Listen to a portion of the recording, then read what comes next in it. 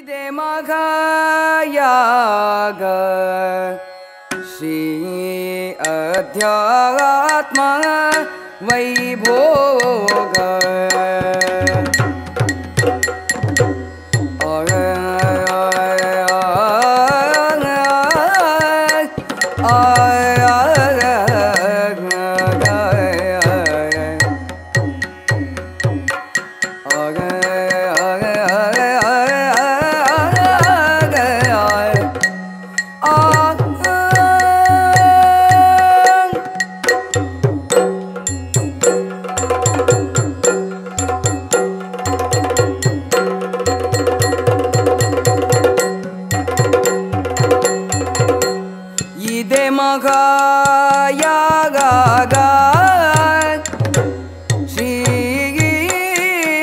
अध्यात्म वैभोग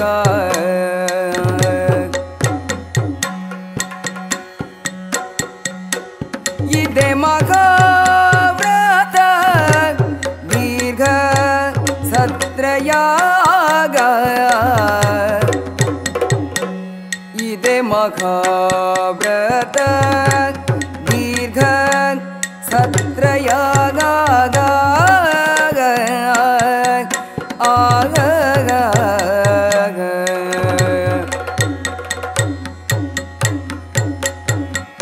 ಪದುಳವಿದೋ ಪರತತ್ವ ನರಿವಿನ ಮಖಯೋಗ ಪದುಳವಿದೋ ಪರತತ್ವ ನರಿವಿನ ಮಖಯೋಗ.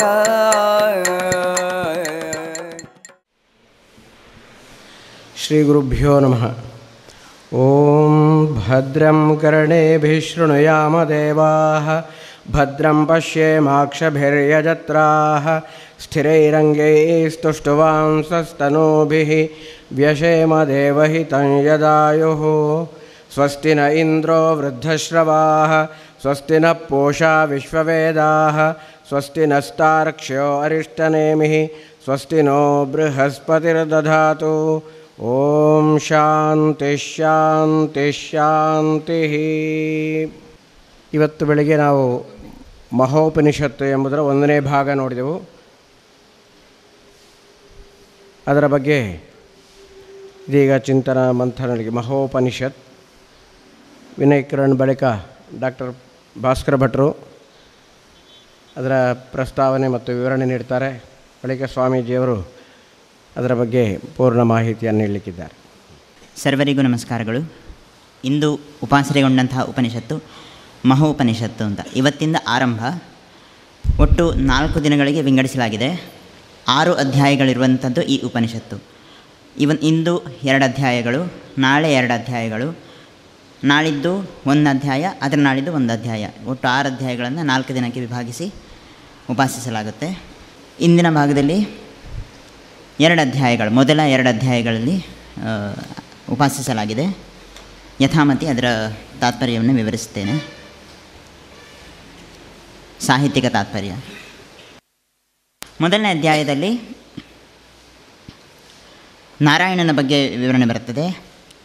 ಈ ಸಮಸ್ತ ಜಗತ್ತಲ್ಲಿ ನಾರಾಯಣನೊಬ್ಬನೇ ಇದ್ದ, ಅವನಿಂದಾಗಿ ಸಂಪೂರ್ಣ ಸೃಷ್ಟಿಯಾಯಿತು. ಅವನು ಧ್ಯಾನಸ್ಥನಾಗಿದ್ದಾಗ ಆ ಧ್ಯಾನಸ್ಥ ಸ್ಥಿತಿಗೆ ಯಜ್ಞಸ್ತೋಮ ಅಂತ ಹೇಳಲಾಗುತ್ತೆ.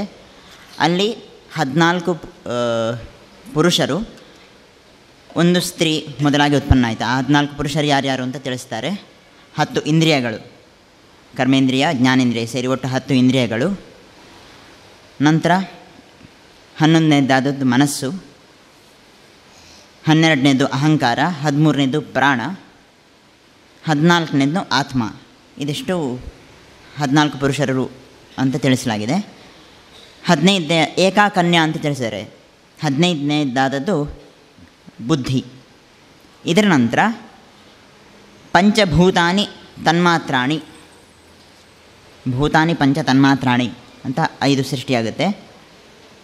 ತನ್ಮಾತ್ರಗಳು ಅಂದರೆ ಸ್ಥೂಲ ಪಂಚಭೂತಗಳಲ್ಲ, ಸೂಕ್ಷ್ಮ ರೂಪದಲ್ಲಿರುವಂಥ ತನ್ಮಾತ್ರ ಅಂದರೆ ಅದು ಮಾತ್ರ. ಇರುವಂಥ ಪಂಚಭೂತಗಳು.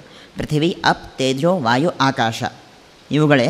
ಆದರೆ ಈಗ ಸ್ಥೂಲ ಪ್ರಪಂಚದಲ್ಲಿ ನೋಡ್ತಿರುವಂಥದ್ದು ಪಂಚೀಕರಣದ ನಂತರವಾಗಿ ಲಭ್ಯವಾಗುವಂಥದ್ದು ಈಗ ನೋಡಲಿಕ್ಕಿರುವಂತಹ ಪಂಚಭೂತಗಳು. ಅಂದರೆ ಪಂಚೀಕರಣ ಅಂತ ಒಂದು ಪ್ರಕ್ರಿಯೆ ತಿಳಿಸ್ತಾರೆ ವೇದಾಂತದಲ್ಲಿ. ಈ ಸ್ಥೂಲ ಪ್ರಪಂಚದಲ್ಲಿ ಪ್ರಕಟಗೊಳ್ಬೇಕಂದ್ರೆ ಅದು ಪಂಚೀಕೃತವಾಗಬೇಕು. ಪಂಚಮಹಾಭೂತಗಳು ಒಂದು ಮಹಾಭೂತದಲ್ಲಿ, ಈಗ ಪೃಥ್ವಿ ಅಂತ ತಗೊಂಡ್ರೆ ಅದರಲ್ಲಿ 8ನೇ 1 ಅಂಶ ಈ ರೀತಿಯಾಗಿ ಉಳಿದ 4 ಭೂತಗಳು ಇರ್ತದೆ. ಪೃಥ್ವಿ ತತ್ವದಲ್ಲಿ 8ನೇ 1 ಅಂಶ ಜಲತತ್ವ ಇರ್ತದೆ, ಆಕಾಶ ತತ್ವ ಇರ್ತದೆ, ವಾಯು ತತ್ವ ಇರ್ತದೆ, ಆನಂತರ ಅಗ್ನಿತತ್ವ, ಮತ್ತು ಇದು ಪೃಥ್ವಿ ಅರ್ಧ ಭಾಗದಷ್ಟು ಪೃಥ್ವಿಯೇ ಇರ್ತದೆ. ಈ ರೀತಿಯಾಗಿ ಪಂಚೀಕೃತ ಪಂಚಭೂತಗಳು. ಅಪಂಚೀಕೃತ ಅಂದರೆ ತನ್ಮಾತ್ರಗಳಾಗಿ ಪಂಚಭೂತಗಳು, ಆನಂತರ ಪುನಃ ಪಂಚಮಹಾಭೂತಾನಿ ಒಟ್ಟು ಸೇರಿ 25 ಮಹಾಪುರುಷ ನಾರಾಯಣ ಅಂತ ಇಲ್ಲಿ ತಿಳಿಸಲಾಗಿದೆ. 10 ಇಂದ್ರಿಯಗಳು, ಮನಸ್ಸು, ಅಹಂಕಾರ, ಪ್ರಾಣ, ಆತ್ಮ, 10 ತನ್ಮಾತ್ರಗಳು, 5 ತನ್ಮಾತ್ರಗಳು, 5 ಪಂಚಮಹಾಭೂತಗಳು ಒಟ್ಟು ಸೇರಿ 25 ಪುರುಷ ಸೇರಿದಂಥದ್ದು ಪುರುಷ. ಆ ಪುರುಷನ ಬಗ್ಗೆ ವಿವರಣೆ ಬರ್ತದೆ. ಆನಂತರ ಈ ನಾರಾಯಣನು ಪುನಃ ಧ್ಯಾನ ಸ್ಥಿತಿಗೆ ಒಳಗಾಗ್ತಾನೆ. ಅಲ್ಲಿ ಅವನ ಲಲಾಟದಿಂದ ತ್ರಕ್ಷ 3 ಕಣ್ಣಿನ ಶಿವ ಇವನ ಉತ್ಪನ್ನ ಆಗುತ್ತೆ ಅಂತ ಹೇಳಲಾಗಿದೆ. ಅವನ ಅಂಗಗಳ, ಶಿವನ ಸ್ವರೂಪದಲ್ಲಿ ಅವನ ಅಂಗಗಳಂದರೆ ಇಡೀ ಸಮಸ್ತ ಜಗತ್ತಿನ ಎಲ್ಲವೂ ಅವನ ಅಂಗಗಳಂತಲೇ ತಿಳಿಸಿದ್ದಾರೆ. ಯಶಃ, ಸತ್ಯಂ, ಬ್ರಹ್ಮಚರ್ಯಂ, ತಪಃ, ವೈರಾಗ್ಯ, ಮನಸ್ಸು, ಐಶ್ವರ್ಯ, ಪ್ರಣವಸಹಿತವಾದ 4 ವ್ಯಾಹೃತಿಗಳು, ಆನಂತರ 4 ವೇದಗಳು, ಎಲ್ಲ ಛಂದಸ್ಸುಗಳು ಅವನ ಅಂಗದಲ್ಲಿ ಇದ್ದವು. ಆ ಶಿವನ ಅಂಗದಲ್ಲಿ ನಾರಾಯಣನ ಧ್ಯಾನ ಸ್ಥಿತಿಯಲ್ಲಿ ಉತ್ಪನ್ನವಾದಂತಹ ಅವನ ಲಲಾಟದಿಂದ ಹೊರಬಂದಂತಹ ಆ ಶಿವನಲ್ಲಿ ಇಷ್ಟು ಅಂಗಗಳಾಗಿ ಗೋಚರವಾಯಿತು ಅಂತ ಹೇಳಲಾಗಿದೆ. ಇನ್ನು ಅನ್ಯತ್ ಕಾಮೋ ಮನಸ ಅಧ್ಯಾಯತ, ಆ ನಾರಾಯಣನು ಇನ್ನೊಂದು ಕಾಮನೆಯಿಂದ ಪುನಃ ಧ್ಯಾನ ಸ್ಥಿತಿಗೆ ಹೋಗ್ತಾನೆ. ಆಗ ಅವನ ಲಲಾಟದಿಂದ ಸ್ವೇದ ಅಂದರೆ ಬೆವರು ಅಂತೇನು ಹೇಳ್ತೇವೆ ಅದು ಬಿತ್ತು. ಅದು ಆಪಹ, ಅದೇ ಈಗಿರುವಂತಹ ನೀರು ಅಂತ ಹೇಳಲಾಗಿದೆ. ಆ ನೀರಿನಲ್ಲಿ ಹಿರಣ್ಮಯಂ ಅಂಡಂ, ಒಂದು ಸ್ವರ್ಣವರ್ಣಯುಕ್ತವಾದಂತಹ ಒಂದು ಅಂಡ ಉತ್ಪತ್ತಿಯಾಗುತ್ತಂತೆ. ಅದರಲ್ಲಿ ಚತುರ್ಮುಖೋ ಅಜಾಯತ ಬ್ರಹ್ಮ, ಆ ಅಂಡದಿಂದ, ಹಿರಣ್ಮಯವಾದ ಅಂಡದಿಂದ ಬ್ರಹ್ಮನ ಉತ್ಪತ್ತಿಯಾಯಿತು ಅಂತ ಹೇಳಲಾಗಿದೆ. ಅವನು ಚತುರ್ಮುಖ, 4 ಮುಖದಲ್ಲಿ ಆ 4 ಮುಖಗಳಿಂದಲೂ ಅವನು ಅದು ಧ್ಯಾನವನ್ನು ಮಾಡ್ತಾನೆ ಅಂತ ಇಲ್ಲಿ ಹೇಳಲಾಗಿದೆ. ಪೂರ್ವಾಭಿಮುಖೋ ಭೂತ್ವ, ಹೀಗೆ ಒಂದೊಂದು ಪೂರ್ವಾಭಿಮುಖವಾಗಿ ಅವನು ಧ್ಯಾನ ಮಾಡಲಾಗಿ ಭೂ ಎಂಬ ವ್ಯಾಹೃತಿ, ಗಾಯತ್ರಿ ಛಂದಸ್ಸು, ಋಗ್ವೇದ ಮತ್ತು ಅಗ್ನಿದೇವತೆ ಇದಿಷ್ಟು ಅವನಿಗೆ ಗೋಚರ ಆಯಿತಂತೆ. ಪಶ್ಚಿಮಾಭಿಮುಖವಾಗಿ ಅವನು ಧ್ಯಾನಸ್ಥನಾದಾಗ ಭುವ ಎಂಬ ವ್ಯಾಹೃತಿ, ತ್ರಿಷ್ಟುಪ್ ಛಂದಸ್ಸು, ಯಜುರ್ವೇದ, ಆಮೇಲೆ ವಾಯುದೇವತೆ ಇದಿಷ್ಟು ಗೋಚರ ಆಯಿತಂತೆ. ಉತ್ತರಾಭಿಮುಖವಾಗಿ ಅವನು ಧ್ಯಾನಸ್ಥನಾದಾಗ ಸ್ವಹ ಎಂಬ ವ್ಯಾಹೃತಿ, ಜಗತಿ ಛಂದಸ್ಸು, ಸಾಮವೇದ ಹಾಗೂ ಸೂರ್ಯಾಧಿದೇವತೆ, ಸೂರ್ಯನ ಗೋಚರವಾಯಿತು, ಸೂರ್ಯದೇವತೆ. ಆನಂತರ ದಕ್ಷಿಣಾಭಿಮುಖವಾಗಿ ಅವನು ಧ್ಯಾನಸ್ಥನಾದಾಗ ಮಹ ಎಂಬ ವ್ಯಾಹೃತಿ, ಅನುಷ್ಠುಪ್ ಛಂದಸ್ಸು, ಅಥರ್ವವೇದ, ಆನಂತರ ಸೋಮದೇವತೆ ಅಂದರೆ ಚಂದ್ರ ಇದರ ಗೋಚರ ಆಯಿತು. ಇದಿಷ್ಟು ಗೋಚರ ಆಯಿತು ಅಂತ ತಿಳಿಸಲಾಗಿದೆ. ಆನಂತರ ಆ ನಾರಾಯಣನ ವಿರಾಟ್ ಸ್ವರೂಪನಾದಂತಹ ನಾರಾಯಣನ ಸ್ವರೂಪವನ್ನು ಇಲ್ಲಿ ಹೇಳಲಾಗಿದೆ. ವಿಶ್ವಂ ಭೂತಂ ಭುವನಂ ಚಿತ್ರಂ ಇತ್ಯಾದಿ. ಸಹಸ್ರಶೀರ್ಷಂ ದೇವಂ ಸಹಸ್ರಾಕ್ಷಂ ವಿಶ್ವಶಂಭುವಂ ವಿಶ್ವತಃ ಪರಮಂ ನಿತ್ಯಂ ಇತ್ಯಾದಿ ಮಂತ್ರದಿಂದ ಆ ವಿಶ್ವರೂಪನಾದಂತಹ ಆ ನಾರಾಯಣನ ವರ್ಣನೆ ತಿಳಿಸಲಾಗಿದೆ. ಹೃದಯದ ಮಧ್ಯಭಾಗದಲ್ಲಿ ಅಗ್ನಿ ಪ್ರಜ್ವಲಿಸ್ತದೆ. ಆ ಅಗ್ನಿಶಿಖೆಯ ಮೇಲ್ಭಾಗದಲ್ಲಿ ಗೋಚರವಾಗುವಂಥವನೇ ಪರಮಾತ್ಮ. ಅವನಿಂದಾಗಿ ಈ ಸಕಲ ಜಗತ್ತು, ಅವನೇ ಈಶಾನ, ಅವನೇ ಬ್ರಹ್ಮ ಅಂತೆಲ್ಲ ತಿಳಿಸಿದ್ದಾರೆ. ಇಲ್ಲಿಗೆ ಮೊದಲ ಅಧ್ಯಾಯ ಮುಕ್ತಾಯವಾಗುತ್ತೆ. 2ನೇ ಅಧ್ಯಾಯದಲ್ಲಿ ಒಂದು ಸುಂದರವಾದ ಕಥೆಯ ಮೂಲಕ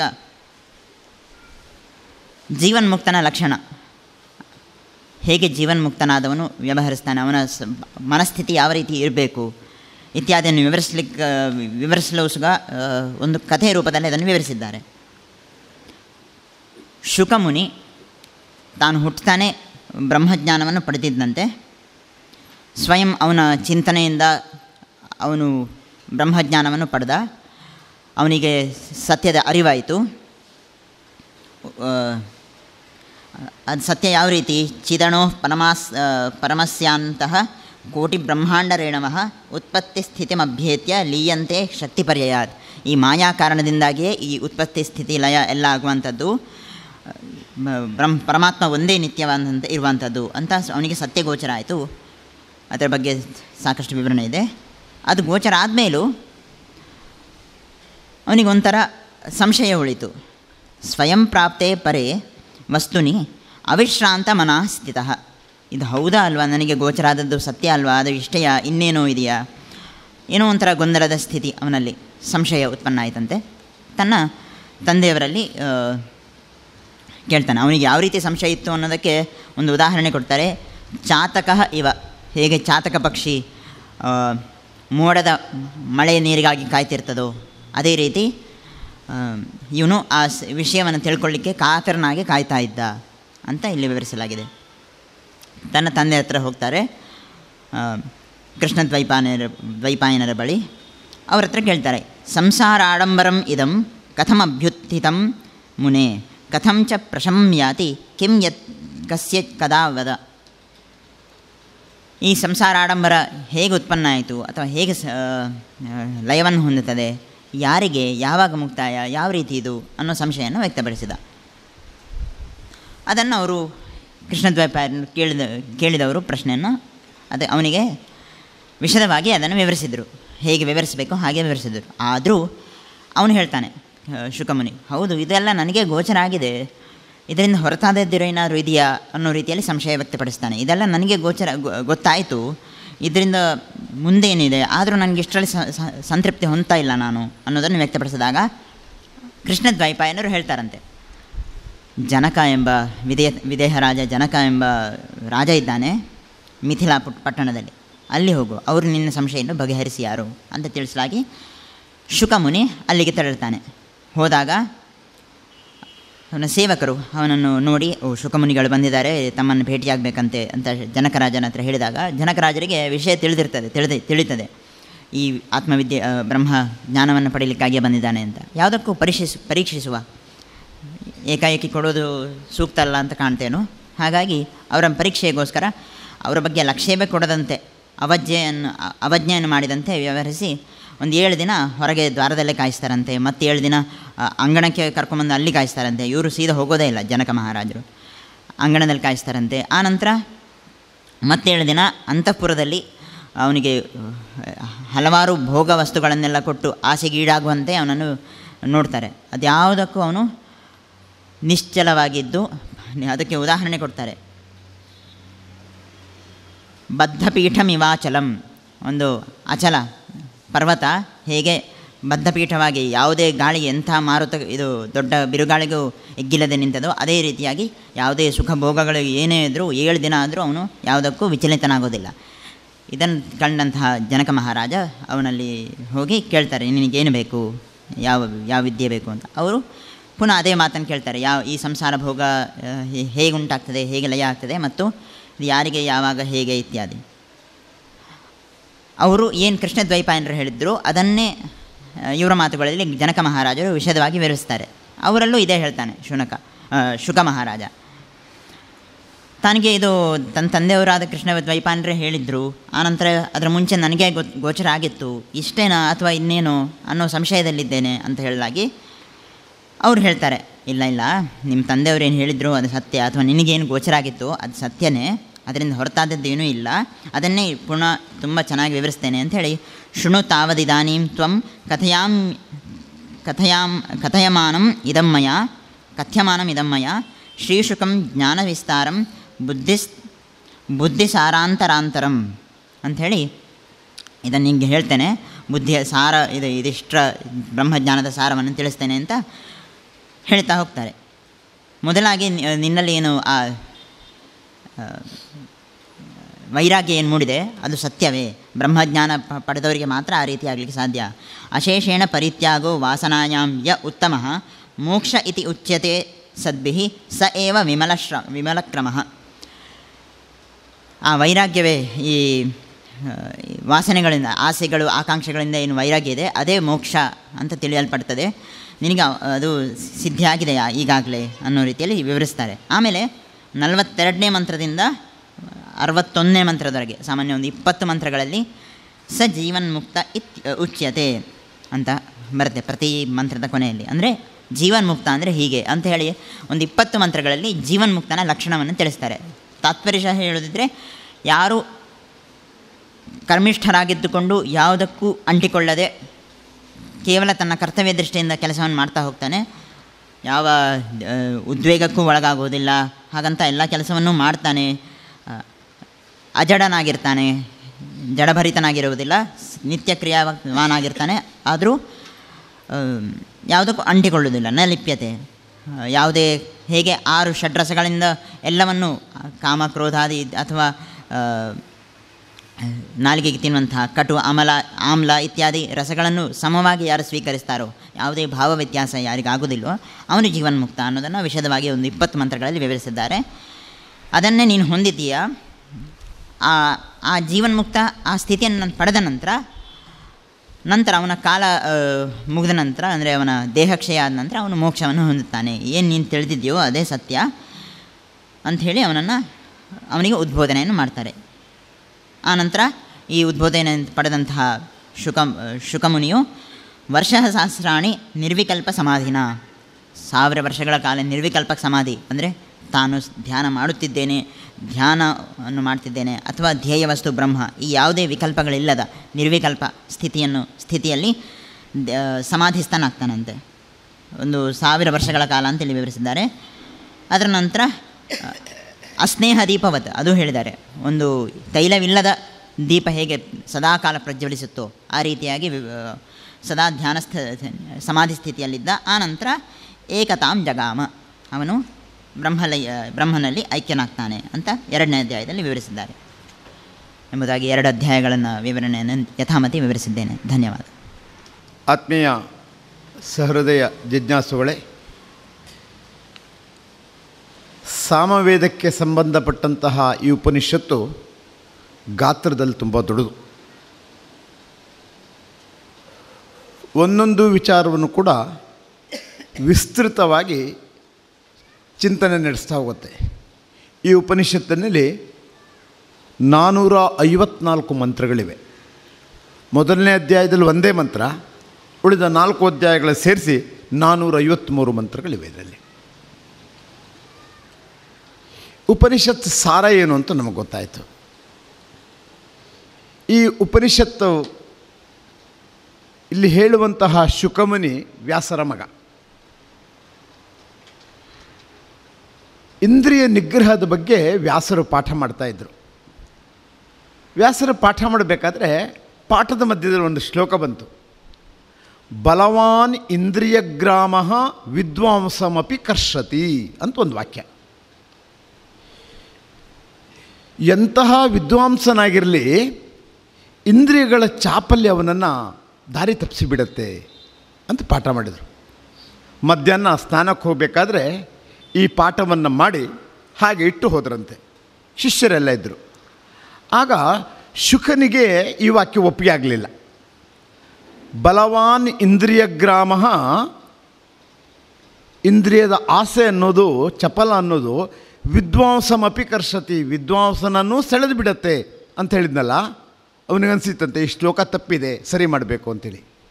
ಆ ಶ್ಲೋಕವನ್ನು ತಿದ್ದಿದ್ದಂತೆ.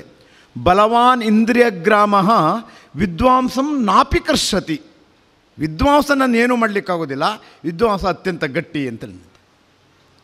ಪುನಃ ಸಂಜೆ ಹೊತ್ತಿಗೆ ಪಾಠಕ್ಕೆ ಬಂದಾಗ ಶ್ಲೋಕ ನೋಡಿದರು. ಶ್ಲೋಕದಲ್ಲಿ ತಿದ್ದುಕೊಂಡಿದೆ. ವ್ಯಾಸರ ನಕ್ಕರಂತೆ. ಪಾಠ ಮುಂದುವರಿಸಿದರು. ಸಾಯಂಕಾಲದ ಹೊತ್ತು ಸಣ್ಣ ಮಳೆ ಬರ್ತಾ ಇದೆ. ಆಶ್ರಮದಲ್ಲಿ ಬೆಂಕಿ ಹಾಕ್ಕೊಂಡು ಶುಕಮುನಿಗಳು ಬೆಂಕಿಯನ್ನು ಕಾಯಿಸ್ತಾ ಇದ್ದಾರೆ. ದೂರದಿಂದ ಒಂದು ಚಂದದ ಹುಡುಗಿ ಬಂದ್ಲಂತೆ. ಒಂದೇ ಬಟ್ಟೆ ಹಾಕ್ಕೊಂಡಿದ್ಲು. ಮಳೆಯಲ್ಲಿ ಮೈಯೆಲ್ಲ ಒದ್ದಾಗ್ಬಿಟ್ಟಿದೆ. ಮೈಯ ಸೌಂದರ್ಯ ಅವರಿಗೆ ಕಾಣ್ತಿತ್ತು. ಅವಳು ಬಂದು ಕೇಳಿದ್ದಂತೆ, ನಾನು ಪಕ್ಕದೂರಿಗೆ ಹೋಗೋಳು ಆಶ್ರಮದಲ್ಲಿ ಒಂದು ನಿಂತು ಹೋಗಿಬಿಡ್ಲಾ ಅಂತ ಕೇಳಿದಂತೆ. ಪಾಪ ಹುಡುಗಿ ನಿಂತ್ಕೋ ಅನ್ನಂತೆ, ಕದ್ಕೊಂಡ್ಳು. ಆಶ್ರಮದ ಹೊರಭಾಗದಲ್ಲಿ ನೀನಿರುವನ್ನಂತೆ, ಹೊರಭಾಗದಲ್ಲಿ ನಿಂತಳು. ಆಮೇಲೆ ಒಳಗಡೆ ಇವನು ಬೆಂಕಿ ಹಾಕ್ಕೊಂಡು ಚಳಿ ಕಾಯಿಸ್ತಾ ಇದ್ನಲ್ಲ, ಹೇಳಿದಂತೆ ತುಂಬ ಚಳಿ ಇಲ್ಲಿ ಹೊರಗೆ ಆಗೋದಿಲ್ಲ, ನಾನು ಒಳಗೆ ಬರಲ್ಲ ಅಂತ ಕೇಳಿದಂತೆ. ಸರಿ ಒಳಗೆ ಬಾ ಅಂತ ಹೇಳಿದ. ಶುಕ ಕೂತ್ಕೊಂಡಿದ್ದ, ಒಂದು ಕಡೆಗೆ ಇವನು ಬೆಂಕಿ ಕಾಯಿಸ್ತಾ ಇದ್ದ, ಒಂದು ಕಡೆಗೆ ಅವಳು ಕಾಯ್ತಾ ಇದ್ದ. ಮೆಲ್ಲ ಅವಳನ್ನು ನೋಡ್ತಾನೆ ಇವನು ಮನಸ್ಸಿನಲ್ಲಿ ವಿಕೋಪ ಆಯಿತು, ಚಿತ್ತಭ್ರಮಣ ಆಯಿತು. ಮೆಲ್ಲ ಹುಡುಗಿ ಮೈ ಮೇಲೆ ಕೈ ಹಾಕಿದ್ದಂತೆ. ಆಗ ತಲೆ ಮೇಲೆ ಹಾಕಿದ ಸೆರಗನ್ನು ತೆಗೆದು ವ್ಯಾಸರು ಹೇಳಿದ್ರಂತೆ, ನಾನು ಹುಡುಗಿ ಅಲ್ಲಪ್ಪ, ನಿನ್ನಪ್ಪ ವ್ಯಾಸ ಅಂತ ಹೇಳಿದ್ರಂತೆ.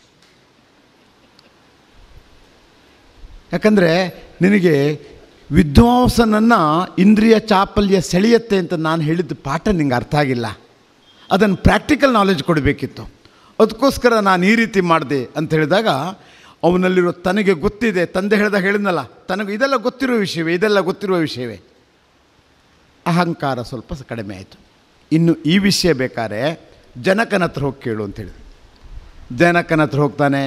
ಜನಕನ ಹತ್ರ ಪಾಠಗಳು ಕೇಳ್ತಾನೆ. ಅಲ್ಲಿಯೂ ಇದೆ ಈ ವಿಷಯ ನಂಗೆ ಗೊತ್ತಿರುವಂಥದ್ದು ಅಂತ. ಆದರೆ ಮನಸ್ಸನ್ನು ಹೇಗೆ ನಿಗ್ರಹಿಸಬೇಕು ಅನ್ನೋದನ್ನು ನಿನಗೂ ಗೊತ್ತಾಗಿಲ್ಲ, ಅದೇ ಚಂಚಲ ಅನ್ನಂತೆ. ಅಲ್ಲೂ ಕೂಡ ಜನಕರಾಜನ ನಗಾಡ್ದಂತೆ. ಮರುದಿವಸ ಕರೆದು ಒಂದು ತಟ್ಟೆಯಲ್ಲಿ ಒಂದು ದೀಪವನ್ನಿಟ್ಟರು. ದೀಪ ಹಣತೆಯ ತುಂಬ ಎಣ್ಣೆ ಹಾಕಿದರು, ದೀಪವನ್ನು ಹಚ್ಚಿದರು. ಶುಕನ ಕರೆದು ಈ ದೀಪವನ್ನು ಇಡೀ ನಮ್ಮ ಅಂತಃಪುರ ಅರಮನೆ ಒಳಗೆಲ್ಲ ಸುತ್ತಾಡಿಸ್ಕೊಂಡು ಬಾ.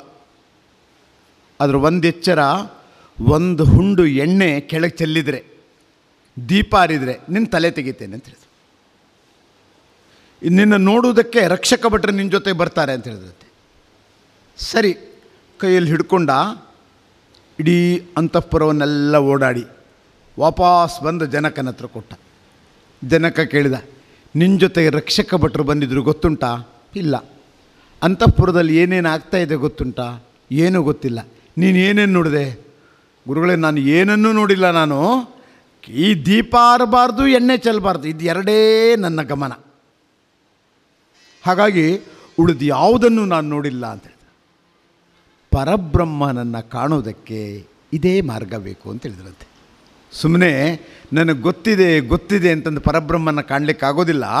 ಪರಬ್ರಹ್ಮನ ಸಾಕ್ಷಾತ್ಕಾರ ಮಾಡಲಿಕ್ಕೆ ಒಂದು ನಿನಗೆ ಜೀವ ಭಯ ಬಂದಾಗ ಹೇಗೆ ಎಣ್ಣೆಯ ದೀಪದ ಬಗ್ಗೆ ತದೇಕ ದೃಷ್ಟನಾಗದನ್ನು ನೋಡಿದೆಯೋ ಹಾಗೆ ಬ್ರಹ್ಮನನ್ನು ಕಾಣಬೇಕು. ಯಾವುದೇ ಬಾಹ್ಯ ವಸ್ತುಗಳು ಆಶ್ರಮದ ಅರಮನೆಯಲ್ಲಿರೋದು ನಿನ್ನನ್ನು ಸೆಳೆದಿಲ್ಲ. ಮತ್ತೇನಾಗತ್ತೆ ಏನೂ ಗೊತ್ತಾಗಿಲ್ಲ ನಿನಗೆ, ಒಂದೇ. ಆ ರೀತಿಯಲ್ಲಿ ತತ್ಸತ್ ಆ ಪರಬ್ರಹ್ಮ ಏನಿದ್ದಾನಲ್ಲ ಅದನ್ನು ತಿಳಿಬೇಕು ಅಂತ ಇಚ್ಛೆಯಿಂದ ತದೇಕ ಚಿತ್ತನಾಗಿ ಅದರಲ್ಲಿಯೇ ಮನಸ್ಸಿಟ್ಟು ನೀನು ಚಿಂತನೆ ಮಾಡಿದರೆ ನಿನ್ನ ಪರಬ್ರಹ್ಮನ ಪೂರ್ತಿ ಸಾಕ್ಷಾತ್ಕಾರ ಆಗತ್ತೆ ಅಂತ ಹೇಳಿದ್ರಂತೆ. ಆನಂತರ ಶುಕ ಅದೇ ರೀತಿಯಲ್ಲಿ ತನ್ನ ಸಾಧನೆಯನ್ನು ಮಾಡಿ ಜೀವನದಲ್ಲಿ ಆ ಮೋಕ್ಷ ಪದವನ್ನೇರಿದ, ಹಿಮಾಲಯಕ್ಕೆ ಹೋಗಿ ತಪಸ್ಸು ಮಾಡ್ದ. ಇದಾದ ಮೇಲೆ ಅವನಿಗೆ ಜೀವನ್ಮುಕ್ತನ ಲಕ್ಷಣವನ್ನು ಹೇಳ್ತಾರೆ. ಜೀವನ್ಮುಕ್ತನ ಲಕ್ಷಣವನ್ನು ಹೇಳಿ ಈ ಜೀವನ್ಮುಕ್ತನ ಕೊನೆಗೂ ಕೂಡ ಇನ್ನೊಂದು ಹಂತ ಇದೆ, ಅದೇ ವಿದೇಹ ಮುಕ್ತ. ಬರೀ ಜೀವನ್ಮುಕ್ತ ಆಗಲಿಲ್ಲ, ಎಲ್ಲದರಿಂದಲೂ ಮುಕ್ತ ಆಗಬೇಕಲ್ಲ.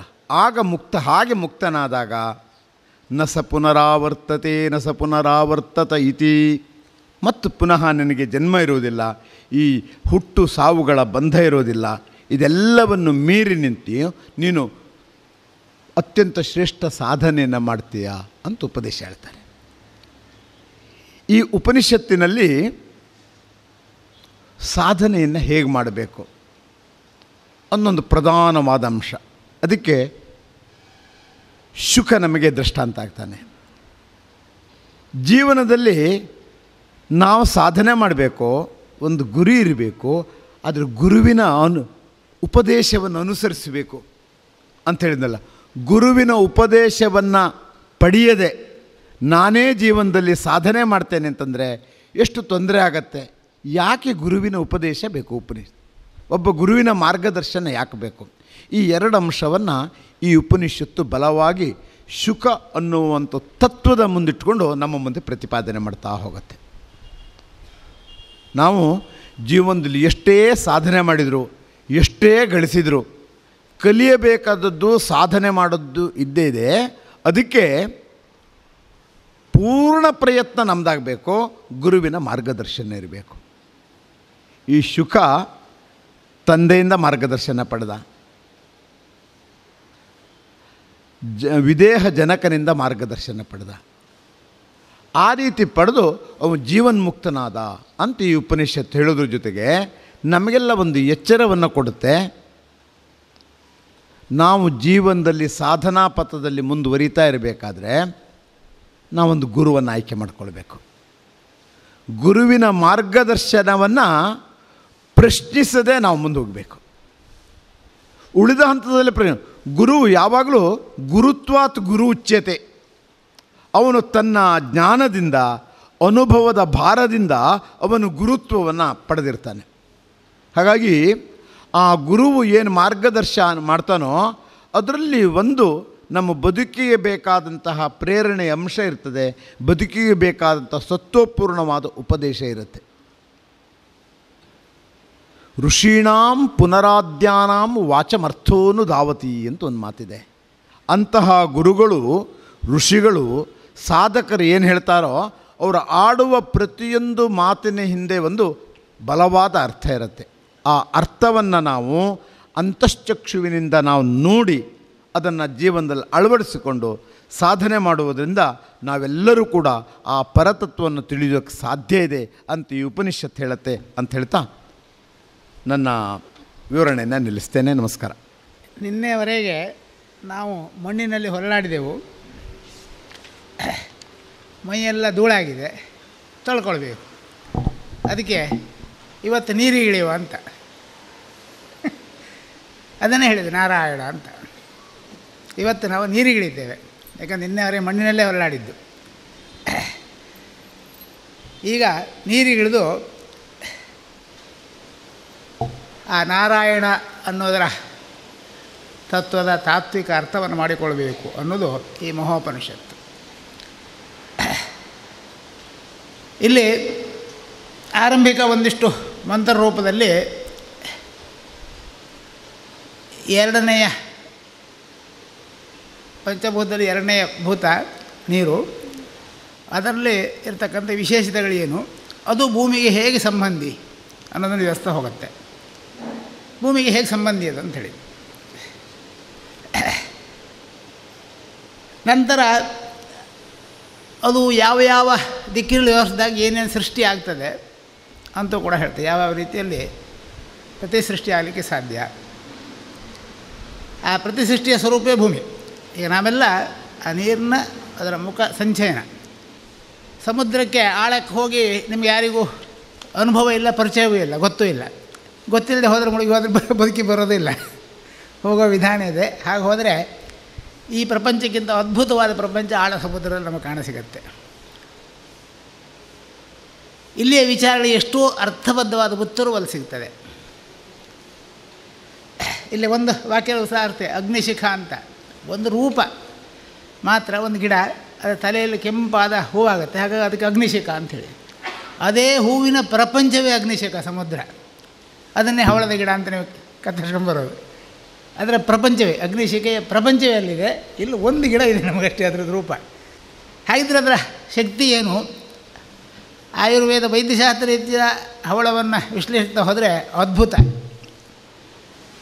ಅದನ್ನೇ ಚಿನ್ನದ ಮೊಟ್ಟೆ ಅಂತ ಹೇಳಿಬಿಟ್ರು. ಆ ಅದ್ಭುತವನ್ನು ಅಧ್ಯಯನ ಮಾಡೋದಕ್ಕೆ ನೀರಿಗೆ ಇಳಿಬೇಕು ಅನ್ನೋದು ಇದೀಗ ಪೂರ್ವಪೀಠಿಕೆ ಅಷ್ಟೇ. ಇನ್ನು ಮುಂದೆ ಅದರ ನೀರಿನ ಒಳಗಿನಿಂದಿರ್ತಕ್ಕಂಥ ಅದ್ಭುತಗಳೇನು, ಅದರಿಂದ ನಮಗೆ ಸಿಗತಕ್ಕ ಜ್ಞಾನ ಏನು, ಆ ಜ್ಞಾನದ ಮುಖೇನ ಬ್ರಹ್ಮತತ್ವವನ್ನು ಅರಿಯುವುದು ಹೇಗೆ ಅನ್ನೋದೆಲ್ಲ ಬರ್ತದೆ. ಆರಂಭಿಕ ಅದರ ವಿಭಾಗಗಳನ್ನು ಮಾತ್ರ ಹೇಳಿದರು. ಎಷ್ಟೆಷ್ಟು ಸ್ವರೂಪಗಳಿದೆ, ಯಾವ ರೀತಿಯಲ್ಲಿ 10, ಆಮೇಲೆ 11 ಯಾವುದು, 12 ಯಾವುದು, 13 ಯಾವುದು, 14 ಯಾವುದು, ಹಾಗೆ ಆತ್ಮ ಆ ಸ್ವರೂಪ ಹೇಗೆ ವಿಭಾಗ ಆಗುತ್ತೆ, ನಮಗೆ ಮೇಲಿನ ಮಾಪನಗಳು ಯಾವುದರಲ್ಲೂ ನಮಗೆ ಸ್ಪಷ್ಟ ಆಗೋದಿಲ್ಲ. ಆದರೆ ಅದೇ ಸಮುದ್ರದಲ್ಲಿ, ಆಳದಲ್ಲಿ ಸಮುದ್ರಗಳಲ್ಲಿ ನಮಗೆ ಸಿಗ್ತಕ್ಕಂಥ ಪ್ರಪಂಚದಲ್ಲಿ ಅವೆಲ್ಲ ಅರ್ಥವಾಗ್ತಾ ಹೋಗುತ್ತೆ ಒಂದೊಂದಾಗಿ, ಏನೇನು ಹೇಗೆ ವಿಭಾಗ ಆಗುತ್ತೆ ಅಂತ. ಅದಕ್ಕೆ ಅದನ್ನು ಉದಾಹರಿಸುವಾಗ ಇಲ್ಲಿ ಸಹಸ್ರಶೇಷಂ ದೇವಂ ವಿಶ್ವಾಕ್ಷಂ ವಿಶ್ವಶಂಭುವಂ ಅಂಥೇಳಿ ಅದನ್ನ ಹೇಳಿದ್ದು ಯಾರು ಸಮುದ್ರಕ್ಕೆ ಇಳಿದವನು ಹೇಳಿದ್ದಿರ್ಬೇಕು, ಮೇಲಿದ್ದು ಹೇಳೋಕ್ಕೆ ಸಾಧ್ಯ ಇಲ್ಲ ಅದು. ಅದು ಅಷ್ಟು ಅದ್ಭುತವಾದ ಒಂದು ಕಲ್ಪನೆ ಹೌದು, ಸತ್ಯವೂ ಹೌದು. ಮೇಲ್ನೋಟಕ್ಕೆ ಮೇಲಿಂದ ನೋಡಿದರೆ ಕಲ್ಪನೆ, ಆದರೆ ನೀವು ಸಮುದ್ರದ ಆಳಕ್ಕೆ ಇಳಿದ್ರೆ ಇದು ಸಂಪೂರ್ಣ ಸತ್ಯ. ಆ ಶ್ಲೋಕ ಅಂತ ಆ ಒಂದು ವಿಷ್ಣುವನ್ನು ಕುರಿತು ಹೇಳ್ತಕ್ಕಂಥ ಒಂದು ಸ್ತೋತ್ರ ಏನಿದೆ ಅಷ್ಟು ನಿಮಗೆ ಒಂದೊಂದು ಮಾಡೆಲ್ಲಾಗಿ ಕಾಣಸಿಗತ್ತೆ. ಸಮುದ್ರದಿಂದ ಯಾರ್ಯಾರು ಮಾರಾಟಕ್ಕೆ ತಂದು ಇಡ್ತಾರೆ, ಕೆಲವು ಬಳ್ಳಿಗಳು, ಶಂಖ, ಅದು ಇದೆಲ್ಲ ನೀವು ನೋಡಿರ್ಬೋದು. ಒಳ್ಳೆ ಎಷ್ಟೆಷ್ಟು ವಿಶೇಷತೆ ಕಾಣುತ್ತೆ. ಅದು ಆಳ ಸಮುದ್ರದಲ್ಲ, ಮೇಲ್ಭಾಗದಲ್ಲಿ ತೇಲಿ ಬಂದು ಒಣಗಿ ನಿರ್ಜೀವವಾದ ವಸ್ತುವನ್ನು ನೀವು ನೋಡ್ತೀವಿ. ಅದು ಜೀವಂತವಾಗಿರುವಾಗ ಅದನ್ನು ನೋಡಬೇಕು, ಅದರ ಮಹತ್ವ ನಿಮಗೆ ಅರ್ಥ ಆಗುವಂಥದ್ದು. ಹಾಗಾಗಿ ಶುಕ ಮಹರ್ಷಿಗೆ ಇದರ ಬಗ್ಗೆ ತಿಳಿಬೇಕು ಅನಿಸ್ತು. ಯಾರನ್ನು ಕೇಳಬೇಕು? ಎರಡನೆಯ ಮಾರ್ಗ ಗೊತ್ತಿದ್ದವನಿಗೆ ಗೊತ್ತು. ಈ ಬ್ರಹ್ಮಸೂತ್ರ ಮಾರ್ಗ, ಪ್ರಕೃತಿಯ ಮೂಲ ಪ್ರಕೃತಿಯ ಮಾರ್ಗ ಗೊತ್ತಿದ್ದವನು, ಒಂದು ಮಾರ್ಗ ಗೊತ್ತಿದ್ದವನು, ಎರಡನೇ ಮಾರ್ಗ. ಹಾಗಾಗಿ ದ್ವೈಪಾಯನ, ಎರಡನೇ ಆದ ಆಪದಲ್ಲಿ ಸಂಚರಿಸುವವನು ಅಂತ ಅರ್ಥ. ಎರಡನೇ ಮಾರ್ಗ ಗೊತ್ತಾಯ್ತಲ್ಲ. ಆಪದಲ್ಲಿ ಸಂಚರಿಸಿ ಬಂದವನು ಇದು ಗೊತ್ತು, ಇಲ್ಲದ್ರೆ ಗೊತ್ತಿಲ್ಲ. ಅವನು ಈ ಮಹಾಭಾರತ ಕಾಲದ ವ್ಯಾಸ ಅಲ್ಲ, ಕೃಷ್ಣ. ರಾಮಾಯಣ ಕಾಲದ ಪೂರ್ವದ ವ್ಯಾಸ, ಜನಕರಾಜನ ಕಾಲದವನು, ಅವನ ಮಗ ಶುಕ. ಈ ಶುಕ ಅಲ್ಲ, ಗೊತ್ತಾಯ್ತಲ್ಲ. ಎರಡನೇ ಮಾರ್ಗದಲ್ಲಿ ಸಂಚಾರ ಮಾಡಿದವನು ದ್ವೈಪಾಯನ ಅಂದರೆ ಎರಡನೇ ಮಾರ್ಗದಲ್ಲಿ ಸಂಚಾರ ಮಾಡಿದವನು ಅಂತ ಅರ್ಥ. ಎರಡನೇ ಮಾರ್ಗ ಸಂಚಾರ ಮಾಡಿದ ಆ ಋಷಿಯ ಮಗನ ಅವನು ತಂದೆಯನ್ನು ಕೇಳ್ತಾನೆ, ನಿನಗೆ ಗೊತ್ತಿದ್ರ ಬಗ್ಗೆ ಮಹತ್ವ ಹೇಳು ಅಂತ ಒಂದಷ್ಟು ವಿವರಿಸ್ತಾನೆ. ನಂತರ ಅದರ ತುಂಬ ಸರಿಯಾದ ನಿಮಗೆ ಶಾಸ್ತ್ರೀಯ ವಿವರಣೆ ಮುಂದಿನ ಅಧ್ಯಾಯದಲ್ಲಿ ಬರ್ತದೆ. ಒಂದಿಷ್ಟು ವಿವರಿಸಿ, ಇದಕ್ಕೆ ನಿನಗೆ ಪೂರ್ವಾನುಭವ ಬೇಕು. ಪೂರ್ವಾನುಭವವನ್ನು ಭೂಮಿಯಲ್ಲಿ ಅರ್ಥ ಮಾಡಿಕೊಳ್ಬೇಕು ನೀನು. ಈ ಭೂಮಿಯನ್ನು ಅರ್ಥ ಮಾಡಿಕೊಂಡಾಗ ಮಾತ್ರ ನಿನಗೆ ಈ ಎರಡನೇ ಮಾರ್ಗದ ಆಪದ ಅಧ್ಯಯನ ಮಾರ್ಗ ಹೇಗಂತ ಅರ್ಥ ಮಾಡ್ಕೊಳ್ಳೋಕ್ಕಾಗುತ್ತೆ. ಹಾಗೆ ಪೂರ್ವಾನುಭವವನ್ನು ಪಡೆಯೋದಕ್ಕಾಗಿ ನೀನು ಜನಕರಾಜನಲ್ಲಿಗೆ ಹೋಗು ಅಂಥೇಳಿ ಕಳಿಸ್ತಾನೆ. ಜನಕರಲ್ಲಿ ಒಂದಿಷ್ಟು ತುಂಬ ಚರ್ಚೆಗಳಾಗುತ್ತೆ. ಮುಂದೆ ಸಿಕ್ಕೋದೆಲ್ಲ ಪೂರ್ಣ ಜನಕರಲ್ಲಿ ಆಗೋ ಚರ್ಚೆಗಳಂತೆ ಬರ್ತದೆ. ಅಲ್ಲಿ ಈ ವಿಚಾರಗಳು ಹೇಳಿದಂತೆ ಬರ್ತದೆ. ಒಟ್ಟಾರೆ ಈಗ ನಾವು ನೀರಿಗೆ ಬಿದ್ದಿದ್ದೇವೆ. ಈಜು ಬಂದವ ಪ್ರಯತ್ನಪೂರ್ವಕ ದಾಟ್ತಾನೆ, ಆದರೆ ಭಗವಂತನ ನಂಬಿದವ ಯಾವ ಪ್ರಯತ್ನವಿಲ್ಲದೆ ಖಂಡಿತ ದಾಟ್ತಾನೆ. ಆ ಬಗ್ಗೆ ಸಂಶಯ ಬೇಡ. ಭಗವಂತನ ನಂಬಿದರೆ ಅವ ದಾಟಿಸ್ತಾರೆ. ನಮ್ಮ ಲೆಕ್ಕದಲ್ಲಿ ಈಜು ಪ್ರಯತ್ನ ಬೇಕು, ಇಲ್ಲ ಅಂತಲ್ಲ. ಆದರೆ ಭಗವಂತನ ನಂಬಿಕೆ ಇದ್ದರೆ ಆಪತ್ತಾಗದಿಂದ ದಾಟಿಸಬಲ್ಲವನವನು. ಅವನನ್ನು ನಂಬಿ ಈ ಉಪನಿಷತ್ತಿನ ಮುಂದಿನ ಭಾಗಕ್ಕೆ ನಾಳೆಯಿಂದ ಶುರು ಮಾಡ್ತೇನೆ. ಇವತ್ತಿನ ಜನ ಪ್ರಶ್ನೆಗಳಿದ್ದರೆ ಕೇಳಿ ಹೇಳ್ತೇನೆ. ನೀವು ಹೇಳಿಕೊಟ್ಟು ಪಾಠ ವಿನಯ ಹೇಳಿದ್ದಕ್ಕೆ ಮುಂಚೆ ನೀವು ಮುಗಿಸಿರಿ. ಹಾಗೆ ನಿಮ್ಮಿಬ್ಬರಂತೆ ನಿಮ್ಮನ್ನು ಅನುಸರಿಸಲೇಬೇಕು ನಾನು, ಅದೇ ನಿಯಮ.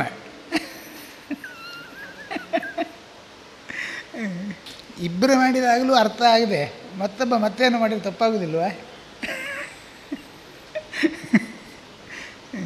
ಸ್ವಾಮೀಜಿ, ಇದು ಹೊಳೆ ಅಥವಾ ನದಿಲಿ ನೀರಿರುವಾಗ ಅದಕ್ಕೆ ಉಪ್ಪಿನಂಶ ಇರೋದಿಲ್ಲ, ಅದು ಚಪ್ಪೆ ಇರ್ತದೆ. ಆಮೇಲೆ ಸಮುದ್ರಕ್ಕೆ ಹೋದಾಗ ಅದು ಉಪ್ಪಾಗ್ತದಲ್ಲ ನೀರು, ಅದು ಆ ಉಪ್ಪು ಅಲ್ಲಿ ಎಲ್ಲಿಂದ ಬರ್ತದೆ? ಮತ್ತು ಅಲ್ಲಿಂದ ಅದು ಮೋಡ ಆಗತ್ತೆ. ಮೋಡದಿಂದ ಮಳೆ ಬಂದಾಗಲೂ ಕೂಡ ಆ ಉಪ್ಪಿನಂಶ ಇರೋದಿಲ್ಲ. ಆ ಉಪ್ಪಿನಂಶ ಎಲ್ಲಿ ಲುಪ್ತ ಆಗತ್ತೆ? ಅಲ್ಲಿ ಎಲ್ಲಿ ಹೋಗ್ತದೆ ಅದು? ಆವಿಯಾಗಿ ಹೋಗುವ ವಸ್ತು ನೀರಿನಂಶ, ಅದರಲ್ಲಿ ಉಪ್ಪು ಆವಿಯಾಗುವುದಿಲ್ಲ. ಅದು ಆಕಾಶದಲ್ಲಿ ಹೋಗಿ ಮೋಡ ಮಳೆಯಾಗಿ ಸಮುದ್ರದಲ್ಲಿ ಹರಿದು ಬರ್ತದೆ. ಹರಿದು ಬರುವಾಗ ತನ್ನ ಪಾತ್ರದಲ್ಲಿ ವಿಶಿಷ್ಟವಾದ ಎಷ್ಟೋ ಔಷಧಿ ಮೂಲಿಕೆಗಳನ್ನು ಸಂಗ್ರಹಿಸಿಕೊಂಡು ಹರಿದು ಹೋಗಿ ಸಮುದ್ರವನ್ನು ಸೇರ್ತದೆ, ರಸಗಳನ್ನು. ಹಾಗಾಗಿ ಅಲ್ಲಿ ಪರಿಷ್ಕರಣೆ ಆಗ್ತದೆ ನಿರಂತರ ಮಗುಚುವಿಕೆಯಿಂದ. ಹಾಗಾಗಿ ನಿಮಗೆ ನೀರಿನಲ್ಲಿ ಉಪ್ಪಿನ ರುಚಿ ಸಿಗ್ತದೆ.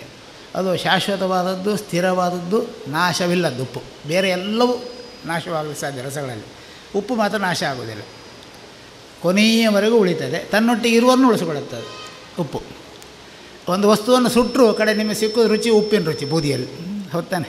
ಉಪ್ಪು ಮಾತ್ರ ಸುಡೋದಿಲ್ಲ, ಉಪ್ಪು ಸುಟ್ಟು ಹೋಗೋದಿಲ್ಲ, ಉಪ್ಪು ನಾಶ ಆಗೋದಿಲ್ಲ, ಉಪ್ಪು ಉಳಿದೇ ಉಳಿತದೆ. ಹಾಗಾಗಿ ಲವಣಕ್ಕೆ ಬಹಳ ಮಹತ್ವ ಇದೆ. ಅದಕ್ಕೆ ಸಂಬಂಧಪಟ್ಟು ಲವಣ ವೃತ್ತ ಅಂತ ಪುಸ್ತಕ ಬರೆದಿದ್ದೇನೆ. ನೀವು ಎಲ್ಲ ಸುಮಾರು ಸರಿ ಓದಿರ್ಬೋದು. ಸುಮ್ಮನೆ ನಾನು ಕೇಳುವ ಅಂತ ಕೇಳಿದ್ದಿರ್ಬೇಕು ಪ್ರಶ್ನೆ. ಎಂದಿಗೂ ನಾಶವಾಗದ ರಸ ಅಂತ ಹೇಳೋದೇ ಉಪ್ಪು. ಶಾಶ್ವತವಾದ, ಯಾವುದೇ ಕಾರಣಕ್ಕೂ ಅದನ್ನು ನಾಶ ಮಾಡೋಕ್ಕಾಗೋದಿಲ್ಲ, ಶಾಶ್ವತವಾಗಿ ಉಳಿತದೆ. ಹಾಗಾಗಿ ಅದಕ್ಕೆ ನಮ್ಮ ಆಧ್ಯಾತ್ಮದಲ್ಲಿ ಇತರೆ ಶ್ರುತಿ ಸ್ಮೃತಿಗಳಲ್ಲೂ ಕೂಡ ಬಹಳ ಮಹತ್ವ ಸ್ಥಾನ ಕೊಟ್ಟಿದ್ದಾರೆ. ಅದು ಉತ್ಪನ್ನ ಆಗೋದು ಈ ಭೂಮಿಯಿಂದ ಹರಿದು ಹೋಗ್ತಕ್ಕಂಥ ನದಿಗಳಿಂದ ಹೋಗಿ ಸಮುದ್ರ ಸೇರಿದಾಗ ಅಲ್ಲೇ ಪರಿಷ್ಕರಣೆ ಆಗಿ ಉಪ್ಪಾಗಿ ನೀರಿನೆಲ್ಲ ರುಚಿ ಸೇರ್ತದೆ. ಬೇರೆ ಬೇರೆ ರುಚಿ ಎಲ್ಲ ಹರಿದು ಹೋಗುತ್ತೆ, ಆದರೆ ಎಲ್ಲವೂ ಸೇರಿ ಉಪ್ಪೇ ಆಗೋದು. ಎಲ್ಲ ರುಚಿಗಳು ಸೇರಿದರೂ ಉಪ್ಪಾಗೋದು. ಹಾಗೆ ಉಪ್ಪಾಗಿ ಪರಿವರ್ತನೆಯಾಗಿ ನೀರಿನಲ್ಲಿ ಮಿಶ್ರಣವಾಗಿರುತ್ತೆ. ಆದರೆ ನಮಗೆ ಪ್ರತ್ಯೇಕಿಸಿ ತೆಗೆಯುವುದಕ್ಕೂ ಗುರುತಿಸಲಿಕ್ಕೆ ಸಾಧ್ಯವಿಲ್ಲ ರೀತಿಯಲ್ಲಿ ಉಪ್ಪು ಸೇರಿರುತ್ತೆ ನೀರಲ್ಲಿ. ಗುರ್ಸೋಕ್ಕಾಗೋದಿಲ್ಲ. ಹಿಂದೆ ಉಪನಿಷತ್ತು ಬಂದಿದೆ, ನೀರಿನಲ್ಲಿರುವಂಥ ಉಪ್ಪನ್ನು ಗುರ್ಸೋಕ್ಕಾಗೋದಿಲ್ಲ ಅಂತ. ಹಾಗೆ ಗುರ್ಸೋಕ್ಕಾಗದ ರೀತಿಯಲ್ಲಿ ಅದೆಲ್ಲ ಸಂಯೋಗ ಆಗಿರುತ್ತೆ. ಅದು ಬಹಳ ವಿಶಿಷ್ಟವಾದಂಥ ಒಂದು ರಸಸಂಯೋಜನೆ. ಅದು 184ನೇ ಉಪನಿಷತ್ತಲ್ಲಿ ಪುನಃ ಅದೇ ಉಪ್ಪಿನ ಬಗ್ಗೆ ಬರ್ತದೆ. 84 ಅಥವಾ 83ರಲ್ಲೂ ಬರುತ್ತೆ. ಆವಾಗ ಅದರ ಬಗ್ಗೆ ಇನ್ನೂ ವಿಸ್ತಾರವಾದ ರಾಸಾಯನಿಕ ವಿಶ್ಲೇಷಣೆ ಎಲ್ಲ ಬರುತ್ತೆ. ಅದರಲ್ಲಿ ಹೇಗೆ ರಾಸಾಯನಿಕ ಗುಣ ಹೊಂದುತ್ತೆ ಅಂತೆಲ್ಲ ಅದನ್ನು ಆಮೇಲೆ ಹೇಳ್ತೇನೆ. ಈಗ ಉಪ್ಪನ್ನು ಬಿಟ್ಟು ಸಿಹಿ ತಿನ್ನುವ ಪ್ರಯತ್ನ ಮಾಡುವ. ಅಲ್ಲ, ಇನ್ನೊಂಚೂರು ಉಪ್ಪು ಬೇಕು. ಉಪ್ಪು ನೀರನ್ನು ಕುದಿಸಿದಾಗ ಆವಿ ಆಗತ್ತಲ್ಲ, ಆ ಆವಿ ಹಾಗಿದ್ರೆ ಉಪ್ಪಿನ ಅಂಶ ಇರೋದಿಲ್ವಾ? ಹಾಗಾಗಿ ನಿಮಗೆ ಉಪ್ಪು ಸಿಗೋದು ಕಡೆಗೆ. ಕಡೆ ಉಪ್ಪು ಹೇಗೆ ಸಿಗುತ್ತೆ ಹೇಳಿ? ಉಪ್ಪು ನೀರನ್ನು ಕುದಿಸಿದ ತಕ್ಷಣ ನೀರೆಲ್ಲ ಆವಿಯಾಗಿ ಹೋಗಿ ಉಪ್ಪಲ್ಲೇ ಉಳಿತಾರೆ ಪಾತ್ರೆಯಲ್ಲೇ. ಹಾಗೆ ನಿಮಗೆ ಉಪ್ಪು ಸಿಗುತ್ತದೆ. ಉಪ್ಪನ್ನು ಮೇಲಿನ ಭೂಮಿಯ ಮೇಲೆ ಹರಿಸ್ತಾರೆ. ಉಪ್ಪು ನೀರನ್ನು ಬಿಸಿಲಿಗೆ ಒಣಗ್ತದೆ, ನೀರು ಒಣಗಿ ಹೋಗುತ್ತೆ, ಉಪ್ಪು ಸಿಗುತ್ತೆ. ಅದನ್ನು ಗೋಣಿ ಚೀಲ ತುಂಬಿರೋ ಉಪ್ಪು ರೆಡಿ ಮಾರ್ಕೆಟಿಗೆ ಅಷ್ಟೇ.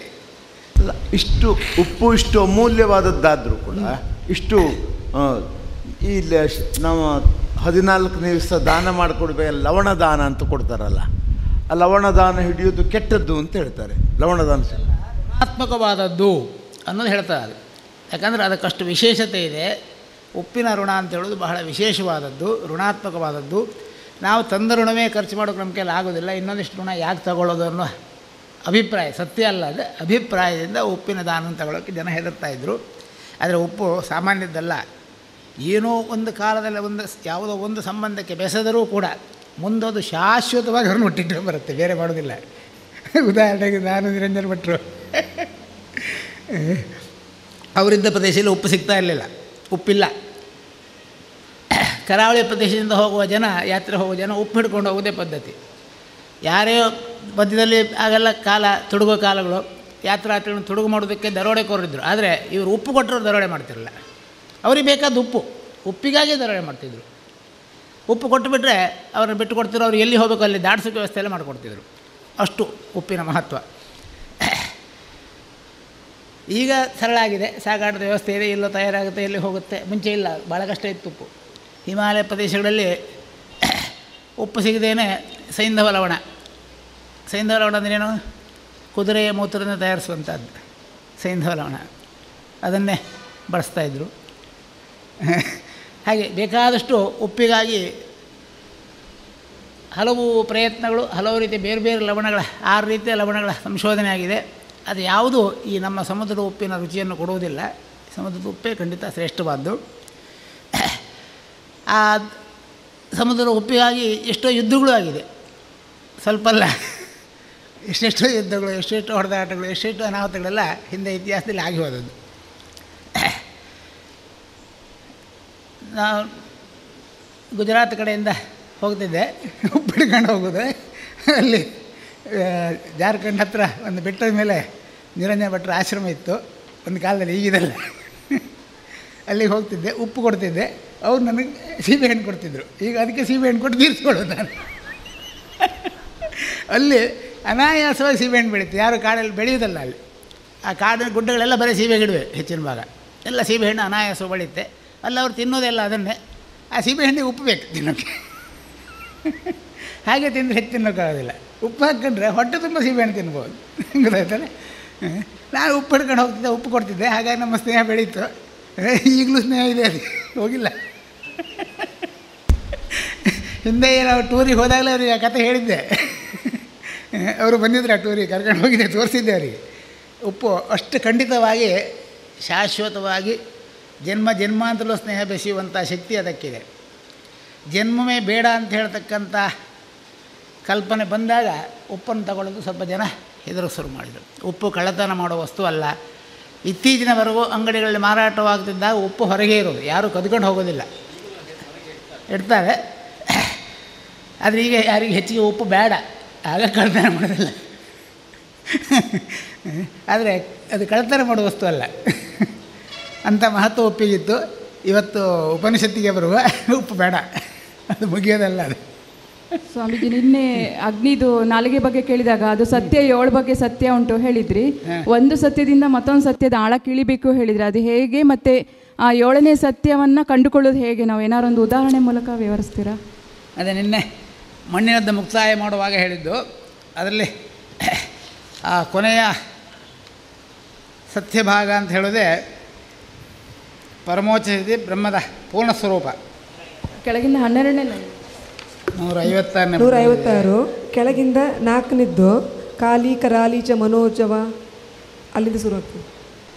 ಕಾಲಿ ಕರಾಲಿ ಚ ಮನೋಜವಾಚ ಸುಲೋಹಿತಾಯ ಚ ಸುಧೂರ್ಮವಣಾಃ ಸ್ಫುಲುಂಗಿನಿ ವಿಶ್ವರುಚಿ ದೇವಿ ಲೀಲಾಯಮಾನ ಇತಿ ಸಪ್ತಜಿಹ್ವಾಃ ಅಂಥೇಳಿ. ಕಾಲಿ ಅಂದರೆ ಪ್ರಕೃತಿ ಮೂಲ, ಅಂದರೆ ಕಾಳಿ ಅಥವಾ ಕಾಲಿ ಅಂದರೆ ಮೂಲ ಪ್ರಕೃತಿ ಅಂತ ಅರ್ಥ.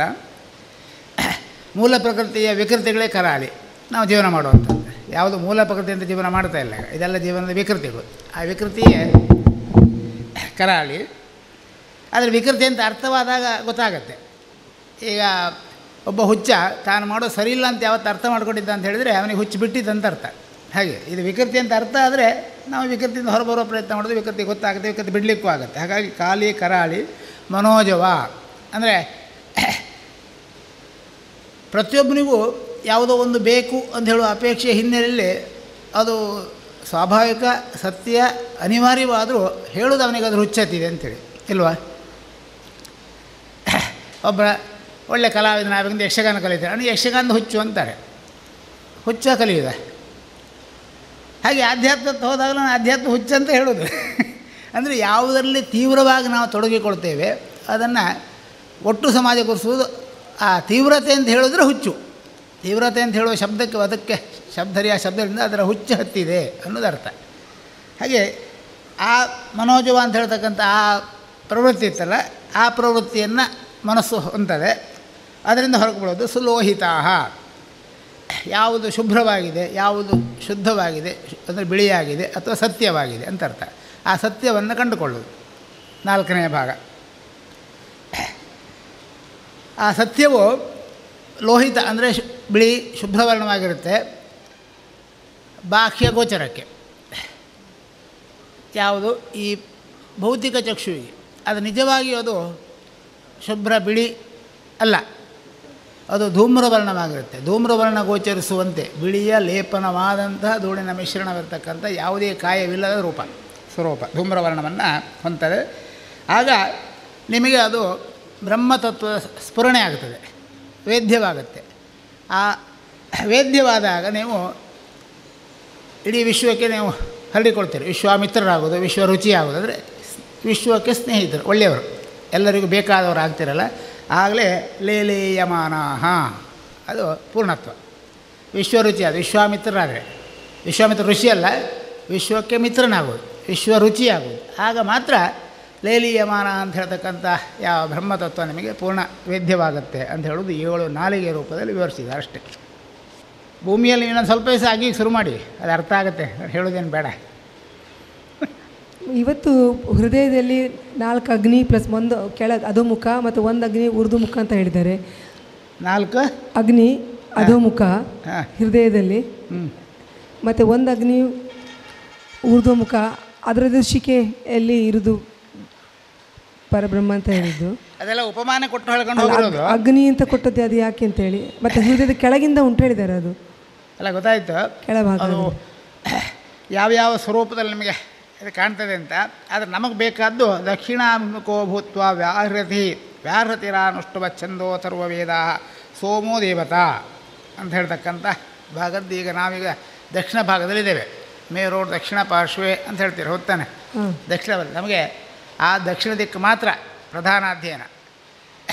ಇದು ವಿತ್ತ ಮೂಲವಾದ ಜಗತ್ತು, ಇಲ್ಲಿ ಸಂಪತ್ತೇ ಆಧಾರ, ಅದು ಅನಿವಾರ್ಯ. ಈಗಲ್ಲ, ಮೊದಲಿಂದಿದ್ದದ್ದೇ. ಸಂಪತ್ತು ಆಧಾರವಾಗಿ ಪ್ರಪಂಚ ಇದೆ ಅನ್ನೋದು ಸತ್ಯ. ಅದು ಹಾಗಾಗಿ ಅದನ್ನು ಅಥರ್ವ ಅಂದರೆ ಅರ್ಥ ಸಂಪತ್ತಿಯ ಭೇದ ಅಂತ ಅರ್ಥ, ಗೊತ್ತಾಯ್ತಲ್ಲ. ಅಷ್ಟು ಬಿಟ್ಟರೆ ಅಥರ್ವ ವೇದ ಅಂತ ಹೇಳಿದ್ದಲ್ಲ. ಅಲ್ಲಿ ಅರ್ಥ ಸಂಪತ್ತಿ ಮೂಲವಾದಂಥ ಜಗತ್ತು ಈ ಮೇರುವಿನ ದಕ್ಷಿಣ ಭಾಗ. ಆ ಅರ್ಥ ಸಂಪತ್ತಿಯಲ್ಲಿ ನಾವು ಅದಕ್ಕೆ ಛಂದೋಬದ್ಧತೆಯನ್ನು ಕೊಡಬೇಕು. ಅನುಷ್ಠುಪ್ ಛಂದಸ್ಸು ಮಾತ್ರ ಬದ್ಧತೆ. 32 ಅಕ್ಷರ, ಅದು 31 ಅಕ್ಷರ ಇದ್ದರೂ ಅನುಷ್ಠುಪ್ ಛಂದಸ್ಸಲ್ಲ, 33 ಇದ್ದರೂ ಅನುಷ್ಠುಪ್ಪಲ್ಲ. ಅದು ನಿಯಮ. ಅನುಷ್ಠುಪ್ ಛಂದಸ್ಸಿಗೆ 32 ಅಕ್ಷರ, 8 ಅಕ್ಷರದ 4 ಪಾದಗಳೇ ಆಗಬೇಕು, ಅದು ನಿಯಮ. ಹಾಗೆ ನಮ್ಮ ಜೀವನಕ್ಕೂ ನಾವು ಆ ನಿಯಮವನ್ನೇ, ಅನುಷ್ಠುಪ್ ಛಂದಸ್ಸಿನಂಥ ನಿಯಮವನ್ನೇ ಹೊಂದಿಸ್ಕೊಳ್ಬೇಕು. ಹೀಗೇ ಇರಬೇಕು. ನಾಳೆ ಮತ್ತೊಂದು ಸಿಗ್ತಲ್ಲ ಅಂತ ಮತ್ತೊಂದನ್ನು ಬಳಸಬಾರ್ದು. ಮೊದಲೊಂದು ಗಡಿ ಹಾಕ್ಕೊಳ್ಬೇಕು, ಆ ಗಡಿಯಂತೆ ಬದುಕನ್ನು ರೂಪಿಸ್ಕೊಂಡು ಹೋಗಬೇಕು. ಇನ್ನೊಂದು ಸೌಲಭ್ಯ ಸಿಗ್ತಲ್ಲ ಅಂತ ನೀವು ಹುಟ್ಟುವಾಗ ಮೊಬೈಲ್ ಫೋನ್ ಕಲ್ಪನೆ ಇಲ್ಲ, ನೀವು ಬೇಕಿರಲಿಲ್ಲ. ಹಾಗಾದರೆ ಹೊತ್ತಾನೆ ಮತ್ತು ಈಗ ಯಾಕೆ ತಗೊಂಡ್ರಿ? ಸಿಗ್ತಲ್ಲ ಅಂತ ಸೌಲಭ್ಯ ತಗೊಂತೀರಲ್ಲ, ಅದಲ್ಲ. ಆ ಸ್ವರೂಪದ ಜೀವನ ವಿಧಾನ, ಅದು ಅರ್ಥ ಉತ್ಪತ್ತಿ ಜೀವನ ವಿಧಾನ. ಅದು ಈಗ ನಾಳೆನ ಇದೆಲ್ಲ ಅದು ಪೂರ್ಣ. ಅದಕ್ಕೆ ಹೇಗೆ ಜೀವನಕ್ಕೆ ಯಾವುದು ಭಾಸವಾಗುತ್ತೆ, ಭಾರವಾಗುತ್ತೆ ಎಲ್ಲ ಹೇಳ್ತಾ ಅದನ್ನು ನಾಳೆದಲ್ಲಿ ಮತ್ತೆ ವಿವರಣೆ ಬರುತ್ತದೋ. ಇಲ್ಲಿ ಪೂರ್ವ ಪೀಠಿಕೆ ಕೊಟ್ಟಿರೋದು. ಯಾಕೆ ದಕ್ಷಿಣ ಮುಖ? ದಕ್ಷಿಣ ಮುಖ ಅರ್ಥ ಮೂಲವಾದಂಥ ಜೀವನ ವಿಧಾನ ರೂಪಿಸುವ ವ್ಯವಸ್ಥೆ ಇದೆ, ವಿಧಾನ ರೂಪಿಸಲ್ಪಟ್ಟಿದೆ. ಅದನ್ನು ತೆಗಿಯೋಕ್ಕಾಗೋದಿಲ್ಲ, ಜೀವನ ಬೇಕೇ ಎಲ್ಲರಿಗೂ.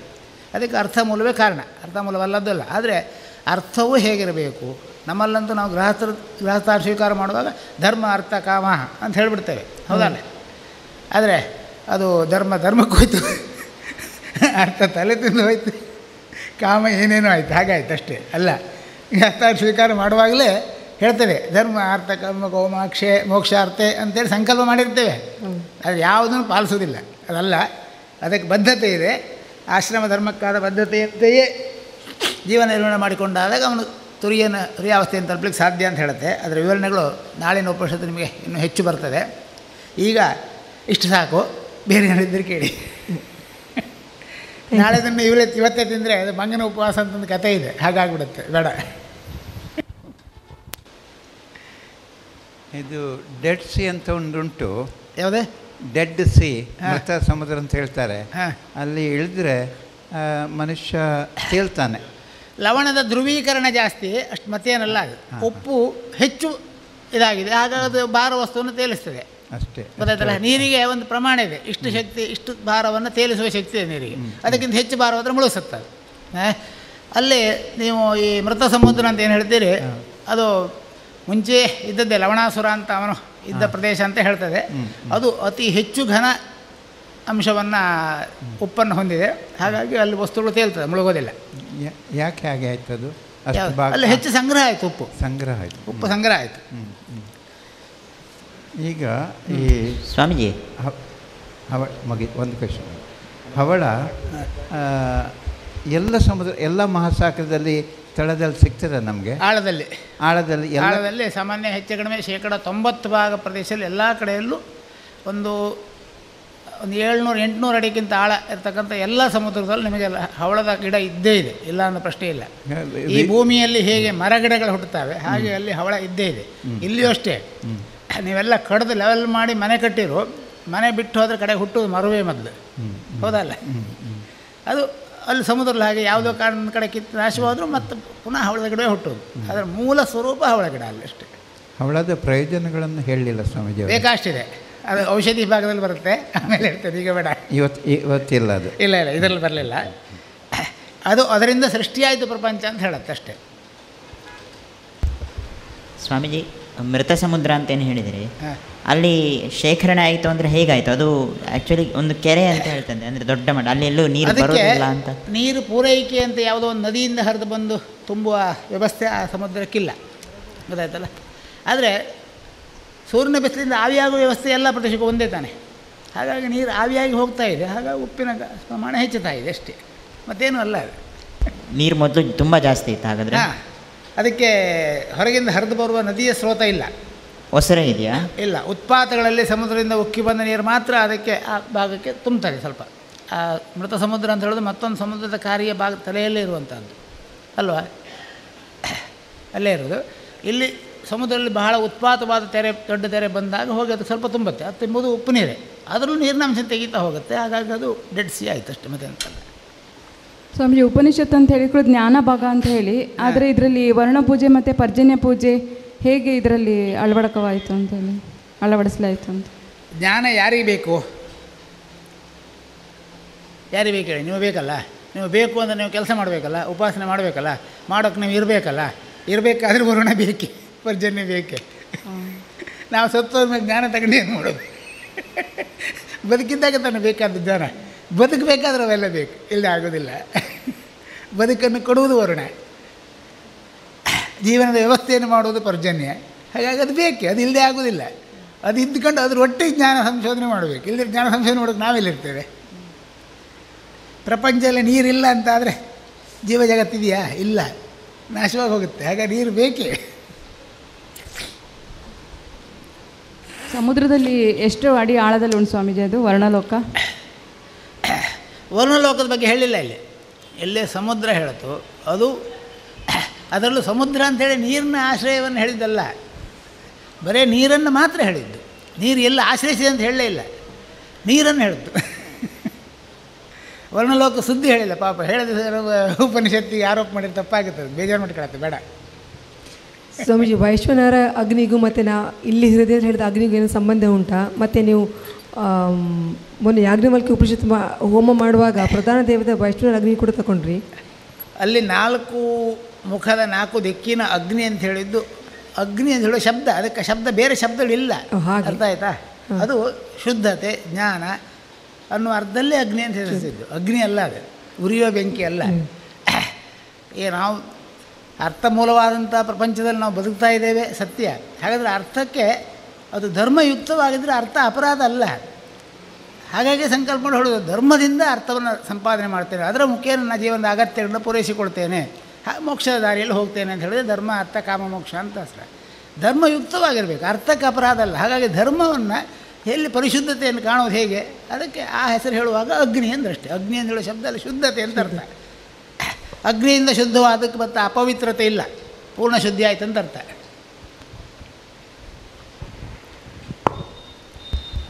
ಸ್ವಾಮೀಜಿ, ಇವತ್ತು ಬೆಳಗ್ಗೆ ಉಪಾಸನೆ ಮಾಡುವಾಗ ನಾರಾಯಣ ಉಪನಿಷತ್ತು, ನಾರಾಯಣ ತತ್ವದ ಬಗ್ಗೆ ವಿಶ್ಲೇಷಣೆ ಇದೆ ಅಂತ ಹೇಳಿದ್ರಿ. ಅಲ್ಲಿ ಓಂ ನಮೋ ಭಗವತೆ ರುದ್ರಾಯ ಅನ್ಸ್ವಾಹ ಅಂತ ಆಹುತಿಗಳು ಇರ್ತಿತ್ತು. ಅದು ಯಾವ ಕಾರಣಕ್ಕಾಗಿ? ಹಿಂದೆ ಒಂದು ಉಪನಿಷತ್ತು ಬಂದಿತ್ತು, ಶಿವ ಅಂದರೆ ನಾರಾಯಣ, ನಾರಾಯಣ ಅಂದರೆ ಶಿವ ಅಂತೇಳಿ, ಗೊತ್ತಾನೆ? ಅಲ್ಲಿ ಅಭೇದ, ಭೇದ ಇಲ್ಲ, ಗೊತ್ತಾಯ್ತಲ್ಲ?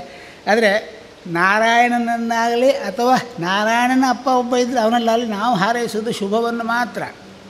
ಹಾಗಾಗಿ ಶುಭದ ಯುಕ್ತವಾಗಿ ನಾರಾಯಣ ಬೇಕು ನಮಗೆ, ಬರೀ ನಾರಾಯಣ ಬೇಡ, ಶಿವಯುಕ್ತವಾದ ನಾರಾಯಣ ಬೇಕು, ಗೊತ್ತಾಯ್ತಲ್ಲ? ಬರೀ ನಾರಾಯಣ ತಗೊಂಡು ಏನು ಮಾಡೋದು? ಅಲ್ಲಿ ಶಿವ ಇರಬೇಕು, ಶುಭ ಇರಬೇಕು, ಆಗ ಮಾತ್ರ ಬೇಕು ನಮಗೆ, ಇಲ್ದಿರ ಬೇಡ. ಹಾಗಾಗಿ ಅವೆರಡು ಯುಕ್ತ ಒಟ್ಟು ಸೇರಿಸಿ ಅದನ್ನು ಇದು ಮಾಡ್ತೇವೆ. ಮಂತ್ರವಾಗಿ ತಗೊಂಡು ಇದಮ್ಮ ವಿಷ್ಣು ಚಕ್ರವೇ, ವಿಷ್ಣುವೇ. ಸ್ವಾಮೀಜಿಯವರು ನಿನ್ನೆ ಬಾಕಿ ಇರೋ ಪ್ರಶ್ನೆಗಳಿಗೆ ಇವತ್ತು ಅವಕಾಶ ಉಂಟಂತ ಹೇಳಿದ್ರಿ. ಈಗ ನಗರದ ಪ್ರಶ್ನೆ ಬಂದಿತ್ತು ನಿನ್ನೆ. ನಗರಗಳು ಭಯಾನಕವಾಗಿ ಬೆಳೀತಾ ಇವೆ. ಈ ಬೆಳವಣಿಗೆ ಇನ್ನೂ ಹಾಳು ಮಾಡ್ತದೆ ನಮ್ಮನ್ನು, ಅಂದರೆ ಬೇರೆ ಬೇರೆ ರೀತಿಯಲ್ಲಿ. ಇದಕ್ಕೇನಾದರೂ ಪರಿಹಾರ ಮಾರ್ಗ ಇದೆ ಅಂತ ನಾನು ನಿಮ್ಮ ಹತ್ರ ಕೇಳಿದೆ. ಅದರ ಮಟ್ಟಿಗೆ ನಾವು ಬಹಳ ಪುಣ್ಯವಂತರು. ಯಾವುದೇ ಸಮಸ್ಯೆ ಅತಿಯಾಗತ್ತೆ, ವಿಕೃತಿ ಆಗತ್ತೆ, ಅದಕ್ಕೆ ಪರಿಹಾರಕ್ಕೆ ನಮ್ಮ ಭಗವಂತ ಇದ್ದಾನೆ, ಬರ್ತಾನೆ, ಅವತಾರ ಎತ್ತಿ ಬಂದು ಸರಿ ಮಾಡ್ತಾನೆ. ನಾವು ಯಾಕೆ ಚಿಂತೆ ಮಾಡಬೇಕು? ಪ್ರಪಂಚದ ಯಾವ ದೇಶದಲ್ಲೂ ಇಲ್ಲ ಅವಕಾಶ, ನಮ್ಮ ಭೂಮಿಯಲ್ಲಿದೆ. ಭಗವಂತ ಹುಟ್ಟು ಬರ್ತಾನೆ, ಸ್ವಲ್ಪ ಕಾಯೋಣ. ಇಲ್ಲೇ ಪೂರ್ವ ಸಂಕಲ್ಪ ಆಗಿದೆ, ಹುಟ್ಟು ಬರ್ತಾನೆ ಅಂತೇಳಿ ನೋಡುವ, ಸರಿ ಮಾಡ್ತಾನೆ. ಅಲ್ಲ, ನಗರಗಳ ಸಮಸ್ಯೆ ಬೇರೆ ದೇಶದಲ್ಲಿ ಸಹ ಉಂಟು, ಅಲ್ಲಿ ಬೇರೆ ದೇಶಗಳಲ್ಲೂ ಇದೆ. ಆದರೆ ಬೇರೆ ದೇಶಗಳೆಲ್ಲ ಇಲ್ಲಿಯ ಅನುಕರಣೆಯಿಂದ ಅಲ್ಲಿ ನಗರ ಕಲ್ಪನೆ ಆಯ್ತು ವಿನ ಬೇರೆ ಅಲ್ಲ. ಸಮೂಹ ಜೀವನವಾಗಲಿ, ಒಟ್ಟಾಗಿ ಬದುಕುವಂಥ ಜೀವನದ ಅಗತ್ಯತೆಗಳೇನು, ಅದರ ಸೌಲಭ್ಯಗಳೇನು ಎಲ್ಲವನ್ನೂ ಅರ್ಥ ಮಾಡಿಸಿದ್ದು ಭಾರತೀಯ ಸಂಸ್ಕೃತಿ. ಅವ್ರು ಹೇಳ್ಬೋದು ನಮ್ಮ ಸಂಸ್ಕೃತಿ ದೊಡ್ಡದಂತ, ಅಲ್ಲ. ಅವರಿಗೆ ಬಟ್ಟೆ ಹಾಕೋದಕ್ಕೂ ಗೊತ್ತಿಲ್ಲದೆ ಬದುಕಿದ್ದ ಜನ ಆ ಪ್ರದೇಶಗಳಲ್ಲಿದ್ದವರು. ಯುರೋಪ್ ಖಂಡ ಆಗಲಿ, ದಕ್ಷಿಣ ಅಮೇರಿಕ, ಉತ್ತರ ಅಮೇರಿಕ ಆಗಲಿ, ಬೇರೆ ಯಾರೂ ಇಲ್ಲ, ಯಾವ ಜ್ಞಾನವೂ ಇರಲಿಲ್ಲ. ಇಲ್ಲಿನವರೇ ಆ ಕಡೆ ಹೋಗಿ ನೆಲೆಸಿ ಒಂದಿಷ್ಟು ಸಂಸ್ಕಾರಗಳು ಕೊಟ್ಟು ಅದನ್ನೆಲ್ಲ ಕೊಟ್ಟವರು ಭಾರತೀಯರೇ. ಅದೇ ನಿಮ್ಮ ನೇಪಾಳ, ಟಿಬೇಟು ಆ ಪ್ರದೇಶದಿಂದ ಹೋದ ಕಾಟಕರೇ, ಅವರ ಮೂಲ ಜನರೇ. ಆಮೇಲೆ ನಂತರ ಒಡೆದು ಹಲವು ಧರ್ಮಗಳಾಯಿತು, ಅಲ್ಲೂ ಸುಮಾರು ಧರ್ಮಗಳು ಬೇರೆ ಬೇರೆ ಹುಟ್ಕೊಂಡಿದ್ದಿಲ್ಲ ಅಂತಲ್ಲ, ಅದೆಲ್ಲ ಇದರ ಮೂಲದಿಂದಲೇ. ನಗರ ಸಂಸ್ಕೃತಿಯು ಒಟ್ಟಾಗಿ ಬದುಕೋದು, ಸಮೂಹ ಬದುಕೋದು, ಇದ್ದ ಆಹಾರವನ್ನು ಸಮೂಹವಾಗಿ ತಿನ್ನುವುದು, ಅವನ್ನೆಲ್ಲ ಹೇಳಿಕೊಟ್ಟದ್ದು ನಮ್ಮ ಭಾರತ ಸಂಸ್ಕೃತಿ. ಬೇರೆ ಎಲ್ಲೂ ಇಲ್ಲ ಆ ಸಂಸ್ಕೃತಿ. ಈಗ ಅವ್ರು ನಾವು ಭಾಳ ಬುದ್ಧಿವಂತರು, ನಮ್ಗೆ ಗೊತ್ತಿದ್ದ ನಿಮಗೆ ಗೊತ್ತಿಲ್ಲ ಅಂತ ಹೇಳ್ತಾರೆ, ಅದು ಬೇರೆ. ಅದು ನಿಜವಾಗಿ ಆದರೆ ಆ ಸಂಸ್ಕೃತಿ ಹೇಳಿಕೊಟ್ಟದ್ದು ಭಾರತೀಯ ಸಂಸ್ಕೃತಿ. ಈಗ ಇಲ್ಲಿ ವರ್ಷಕ್ಕೊಂದ್ಸರಿ ಅಗೇಲ ಸೇವೆ ಅಂತ ಮಾಡ್ತಾರೆ. ಅದು ಆಹಾರವನ್ನು ಹಂಚಿ ತಿನ್ನೋ ಒಂದು ವಿಧಾನ. ಯಾರ್ಯಾರ ಕೈಲಿ ಏನೇನು ವಸ್ತುಗಳಿದೆ ಎಲ್ಲವನ್ನು ಸೇರಿಸಿ ಆಹಾರ ಒಟ್ಟು ಮಾಡಿ ಅಲ್ಲಿಂದ ಎಲ್ಲರಿಗೂ ಹಂಚುಕಾಗುವಂಥ ವ್ಯವಸ್ಥೆಯ ಒಂದು ಪೂಜಾ ವಿಧಾನ ಅದು ಅಗೇಲ ಸೇವೆ ಅಂತ ಹೇಳೋದು. ಅದನ್ನೆಲ್ಲ ಹೇಳಿಕೊಟ್ಟವರು ಭಾರತೀಯರವರಿಗೆ. ಅಲ್ಲಿ ಆಹಾರದ ಕೊರತೆ ಇತ್ತು, ನಿನ್ನೆ ಹೇಳಿದ್ದೆ, ಕಡಿಮೆ ಇದ್ದರೂ ಜನರು ಅದನ್ನೇ ಹಂಚಿ ತಿಂದು ಚೆನ್ನಾಗಿ ಬದುಕಿದ್ರು. ಬದುಕೋದಕ್ಕೆ ಮಾರ್ಗದರ್ಶನ ಮಾಡಿದ್ದು ಮಾತ್ರ ಭಾರತವೇ. ಹಾಗಾಗಿ ಸಾಮಾನ್ಯ 1400-500ನೇ ಇಸವಿವರೆಗೂ ಭಾರತ ಇಡೀ ಪ್ರಪಂಚಕ್ಕೆ ಗುರುಸ್ಥಾನದಲ್ಲೇ ಇತ್ತು. ಜ್ಞಾನ ಬೇಕಿದ್ದರೆ ಭಾರತಕ್ಕೆ ಹೋಗಬೇಕು ಅಂತ. ದೊಡ್ಡ ದೊಡ್ಡ ತತ್ವಶಾಸ್ತ್ರಜ್ಞರು, ಚಿಂತಕರು ನಂತರ ವಿದೇಶಗಳಲ್ಲಿ ಹುಟ್ಟಿದರು. ಅವ್ರು ಹೇಳಿದ್ದು ತತ್ವಶಾಸ್ತ್ರಕ್ಕೆ ಭಾರತವೇ ತಾಯಿ ಮನೆ ಅಂತ. ಗೊತ್ತಾನೆ, ಹೌದಲ್ಲ? ಹಾಗೆ ಇಲ್ಲಿ ಇದ್ದದ್ದು ಜ್ಞಾನ ಅಲ್ಲಿಲ್ಲ. ಈಗ ಇತಿಹಾಸ ಏನೇನೋ ಆಗಿದೆ ಗೊತ್ತಿಲ್ಲ, ಮರೆತು ಬಿಟ್ಟಿದ್ದಾರೆ. ಶಾಲೆಯಲ್ಲಿ ಮಾಸ್ಟ್ರು ಹೇಳಿದ್ದೇ ಸತ್ಯ, ಮಾಸ್ಟ್ರಿಗೆ ಗೊತ್ತಿಲ್ಲ, ಹಾಗೆ ಅವ್ರು ಹೇಳಿದ್ದೇ ಸತ್ಯ.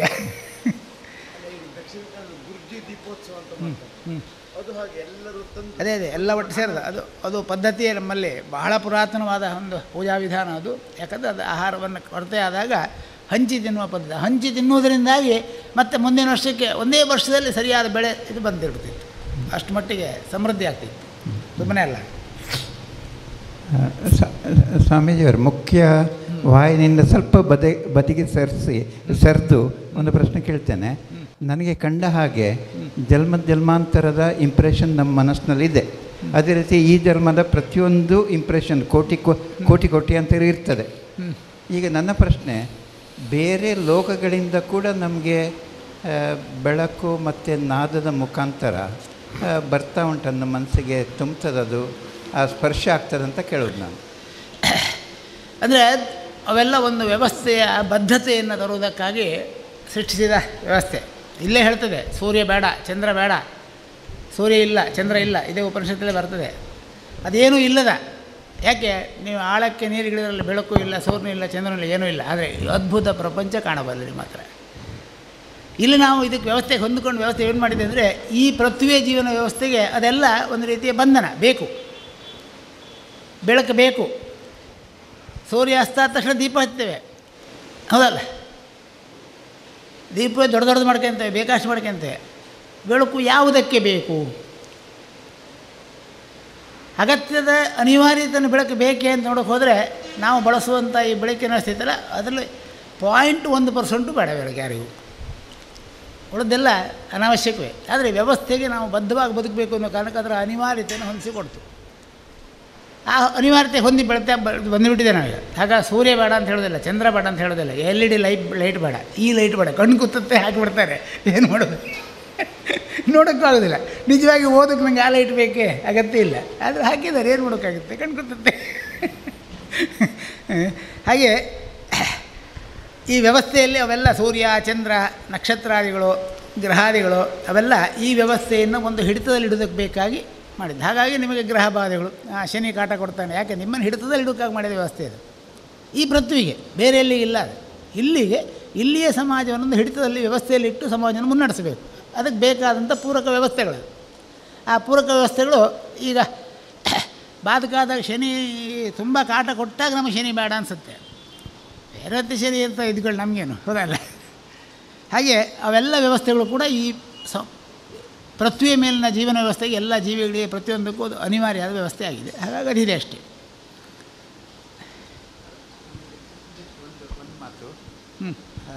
ನಾನು ಕೇಳಿದ್ದು 14 ಲೋಕಗಳಿಂದ ಬರ್ತದೆ ಅಂತ ಕೇಳಿದ್ದು, ಸೂರ್ಯ ಚಂದ್ರ ಎಲ್ಲ ನಾನು ಕೇಳಿದ್ದು. ಅಲ್ಲ, ನಮಗೆ ಇದೇ ಸಾಕು, ಉಳಿದ ಲೋಕ ಬೇಡ. ಅಲ್ಲೆಲ್ಲ ಅವರವ್ರ ವ್ಯವಸ್ಥೆ ಮಾಡ್ಕೊಂಡಿದ್ದಾರೆ. ಅವರ ವ್ಯವಸ್ಥೆ ನಮಗೆ ಯಾವುದು ಬರೋದಿಲ್ಲ, ಉಪಯೋಗ ಬರೋದಿಲ್ಲ.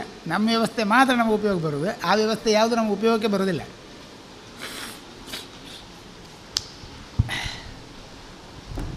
ಗುರುಗಳೇ, ನೀವು ಆವಾಗ ಹೇಳಿದ್ರಿ ನಾರಾಯಣನಿಂದ ಈಶ್ವರನ ಮಾಡ್ತಾರೆ, ಮತ್ತು ಬ್ರಹ್ಮನ ಆಮೇಲೆ ಇದು ಮಾಡ್ತಾರೆ ಅಂತ. ಆದರೆ ನೀವು ನಾರಾಯಣ ಬೇರೆ ಅಲ್ಲ, ಶಿವ ಬೇರೆ ಅಲ್ಲ ಅಂತ. ಹೌದು. ಇದು ಸ್ವಲ್ಪ ವಿವರಿಸ್ಬೋದಾ? ಹೇಳಿದ್ದು ವಿನಯ್, ನಾನಲ್ಲ. ನಾನು ಹೇಳಿದ್ದು ನೀರು, ನಾರಾಯಣ ದೇವರು, ಆ ದೇವರ ಸ್ವರೂಪದಿಂದ ಇದು ಉತ್ಪನ್ನವಾಯಿತು, ಬ್ರಹ್ಮ ಉತ್ಪನ್ನವಾಯಿತು ಅಂದರೆ ಒಂದು ಅಂಡ, ಚಿನ್ನದ ಅಂಡ ಸಿಕ್ತು ಅಂತ ವಿವರಿಸಿದರು. ಅದು ಉಪನಿಷತ್ತಿನ ಸಾಹಿತ್ಯಕಾರ್ಥ ಸತ್ಯ, ಅಲ್ಲಿ ಸಂಶಯವೇ ಇಲ್ಲ.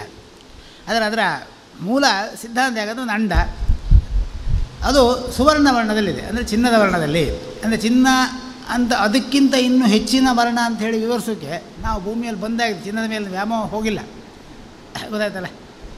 ಕೆಂಪು ಅನ್ನೋದಕ್ಕೆ ಸ್ಪಷ್ಟವಾದ ಶಬ್ದವೇ ಇಲ್ಲ ನಮಗೆ, ಇದೆಯಾ? ರಕ್ತ ಅಂದರೆ ರಕ್ತ ಕಪ್ಪು, ಕೆಂಪಲ್ಲ. ಕೆಂಪು ಅನ್ನೋದಕ್ಕೆ ಸ್ಪಷ್ಟವಾದ ಶಬ್ದವೇ ಇಲ್ಲ. ಆ ಕೆಂಪು ವರ್ಣವನ್ನು ತೋರಿಸುವಂಥ ಅಥವಾ ಹವಳದ ವರ್ಣವನ್ನು ತೋರಿಸುವಂಥ ಶಬ್ದಗಳೇ ನಮ್ಮಲ್ಲಿ ಬಳಕೆಯಿಲ್ಲ. ಹಾಗಾಗಿ ಸುವರ್ಣ ಅದು ಹತ್ರ ಕೆಂಪೆ, ಹಾಗಾಗಿ ಸುವರ್ಣ ಅಂಡ ಅಂತೇಳಿ, ಚಿನ್ನದ ಬಣ್ಣದ ಅಂಡ ಅಂತ. ಅದರಿಂದ ಅಂದರೆ ಉತ್ಪನ್ನವಾದದ್ದೇ ಈ ಸೃಷ್ಟಿಗೆ ಮೂಲ ಸ್ರೋತವೇ ಹವಳ, ಗೊತ್ತಾಯ್ತಲ್ಲ. ಅದನ್ನು ನೀವು ಈ ಭೂಮಿಯಲ್ಲಿರ್ತಕ್ಕಂಥ ಸೃಷ್ಟಿಯ ಮೂಲ ಮೃತ್ಸ್ವರೂಪವನ್ನು ಬೇರ್ಪಡಿಸುವ ಇದನ್ನು ಅರ್ಥ ಮಾಡಿಕೊಂಡಾಗ ನಿಮಗೆ ಮೊದಲು ಅದಕ್ಕೆ ಕಾಣಿಸುವುದೇ ಆ ಅಂಡವೇ, ಬ್ರಹ್ಮಾಂಡವೇ. ಅದೇ ದರ್ಶನ ಆಗೋದು, ಬ್ರಹ್ಮ ದರ್ಶನವೇ, ಅದೇ ಮೂಲ, ಆ ಹವಳದ ಮೂಲವೇ ಸೃಷ್ಟಿಯ ಮೂಲ. ಅದರಿಂದಲೇ ಮತ್ಸ್ಯ ಉತ್ಪನ್ನ. ಆ ಮತ್ಸ್ಯವೇ ಭೂಮಿಯ ಈ ಪ್ರಕೃತಿ ಆಯಿತು. ಮತ್ಸ್ಯ ಅಂದರೆ ಕೊಳೆ, ಭೂಮಿಯ ನೀರಿನಲ್ಲಿರ್ತಕ್ಕಂಥ ಕೊಳೆಯಾಗಿ ಉತ್ಪನ್ನ ಆದ್ದು, ಕೊಳೆಯು ಒಟ್ಟು ಸೇರಿ ರಾಶಿ ಆಗ್ತಾ ಬಂದು ಭೂಮಿ ಆಯಿತು. ಅದು ಸೃಷ್ಟಿಯ ವೈಜ್ಞಾನಿಕವಾಗಿಯೂ ಸತ್ಯ, ಆಧ್ಯಾತ್ಮಿಕವಾಗಿಯೂ ಸತ್ಯವಾದಂಥ ಒಂದು ವಿಚಾರ. ಹಾಗಾಗಿ ನಮ್ಮಲ್ಲಿ ಅವತಾರವನ್ನು ಕೂಡ ಮತ್ಸ್ಯಾವತಾರದಿಂದ ಆರಂಭಿಸ್ತಾರೆ ಅವತಾರಗಳು. ಯಾಕಂದರೆ ಮತ್ಸ್ಯದಿಂದ ಮತ್ಸ್ಯ, ಮತ್ಸ್ಯದಿಂದ ಭೂಮಿ, ಹೀಗೆ ಬೆಳೀತಾ ಹೋಗ್ತಾರೆ.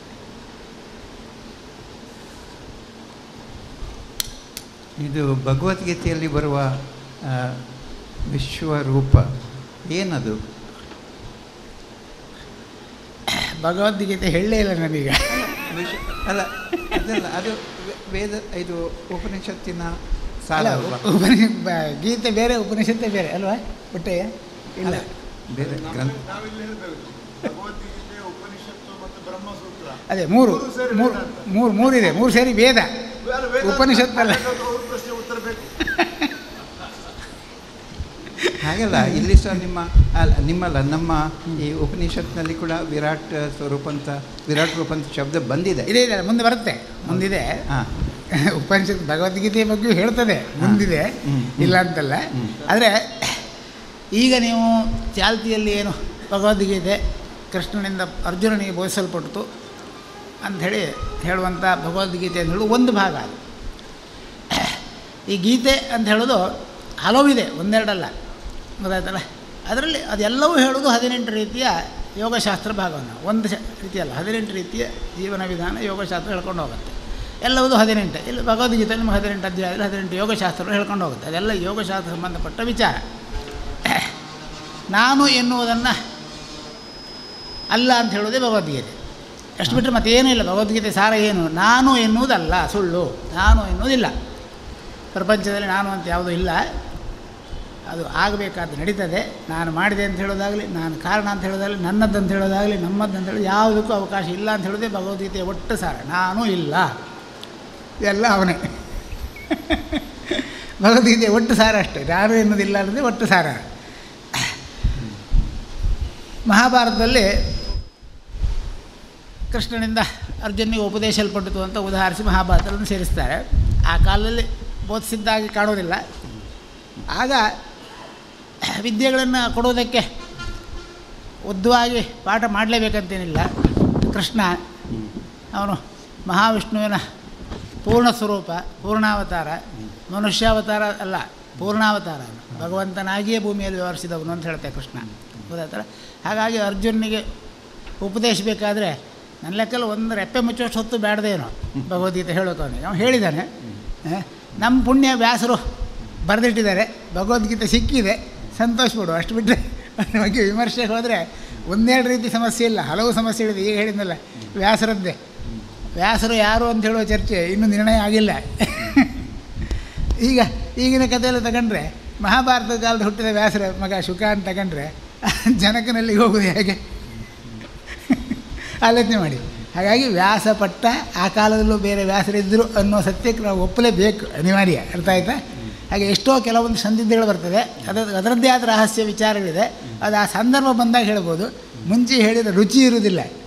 ನೀವು ಮೊಸರು ಊಟ ಮಾಡೋದಕ್ಕೆ ಉಪ್ಪಿನಕಾಯಿ ತಿನ್ನಬೇಕೇನೋ, ಸಾರು ಊಟ ಮಾಡೋದಕ್ಕೆ ಉಪ್ಪಿನಕಾಯಿ ಕಚ್ಕೊಂಡ್ರೆ ಸಾರಿಗೆ ರುಚಿ ಇಲ್ಲ, ಉಪ್ಪಿನಕಾಯಿಗೆ ರುಚಿ ಇಲ್ಲ. ಅರ್ಥ ಆಯ್ತಾ? ಕೆಲವು ದಿವಸಗಳ ಹಿಂದೆ ನೆನಪಿಲ್ಲ ಯಾವ ಉಪನಿಷತ್ತು, ಅಲ್ಲಿ ನೀವು ಸೃಷ್ಟಿಯ ರಚನೆ ಹೇಗಾಯಿತು ಅಂತ ಒಂದು ವಿನ್ಯಾಸವನ್ನು ಹೇಳಿದ್ರಿ.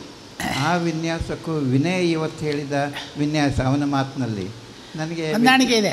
ಹೊಂದಾಣಿಕೆ ಇಲ್ಲ ಅಂತ ಹೇಳೋದು ನಾನು. ಅಲ್ಲ, ಸಾಹಿತ್ಯಿಕವಾಗಿ ಇದೆ. ಸಾಹಿತ್ಯಿಕವಾಗಿ ಅವ್ರು ಹೇಳಿದ್ದು ಕರೆಕ್ಟು. ಅಲ್ಲ, ಅಲ್ಲಿ ಅದರಲ್ಲಿ ಅದಕ್ಕೆ ಇರ್ತಕ್ಕಂಥ ಒಳ ನೋಟಗಳಿದೆ. ಆ ಒಳ ನೋಟಗಳು ನಾನು ವಿವರಿಸ್ತಾ ಇದ್ದೇನೆ. ಸಾಹಿತ್ಯಿಕವಾಗಿ ಅವ್ನು ಹೇಳಿದ್ದು ಕರೆಕ್ಟು. ಅಲ್ಲ, ಎಕ್ಸಾಕ್ಟ್ ಇಲ್ಲ ಅಂತ ಹೇಳೋದು ನಾನು.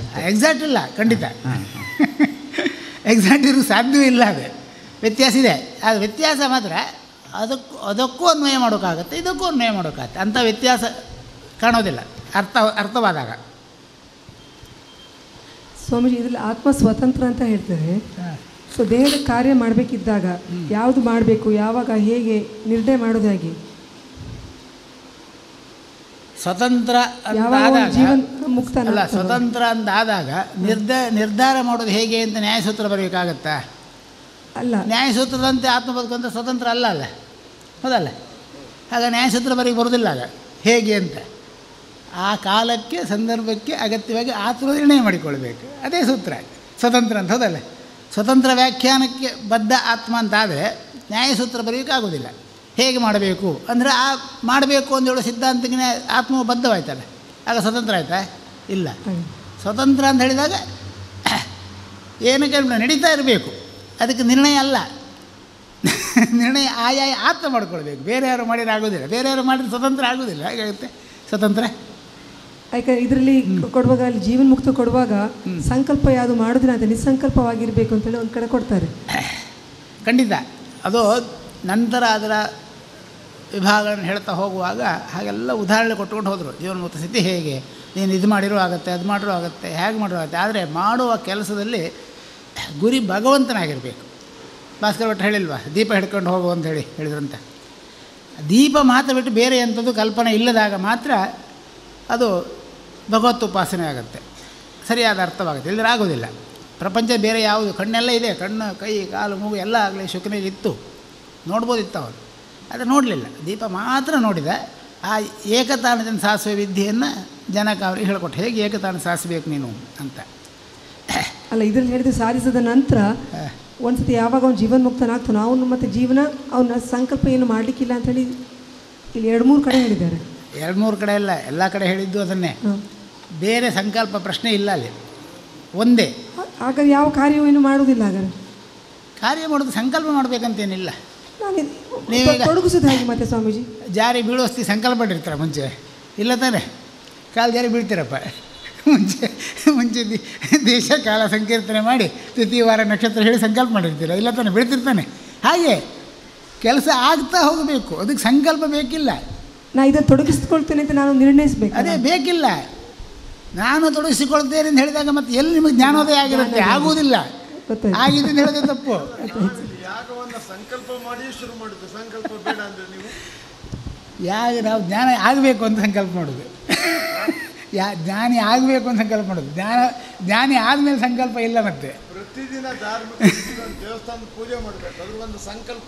ಅದೇ ಜ್ಞಾನಿ ಅವ್ರು ಕೇಳಿದ್ದು ಜೀವನ್ಮುಕ್ತ ಸ್ಥಿತಿ ಜ್ಞಾನಿ ಆದ ಮೇಲೆ ಸಂಕಲ್ಪ ಹೇಗೆ ಮಾಡೋದು ಕೇಳಿದ್ದು. ಈಗ ಮುಂಚೆ ಅಲ್ಲ, ಮುಂಚೆ ಮಾಡಬೇಕು ಅಂತ ಅವರೇ ಹೇಳಿದ್ದಾರೆ. ಕೇಳಿಬೇಕಾರೆ ಬೇಡದ ಬೇಕ್ತಾನೆ.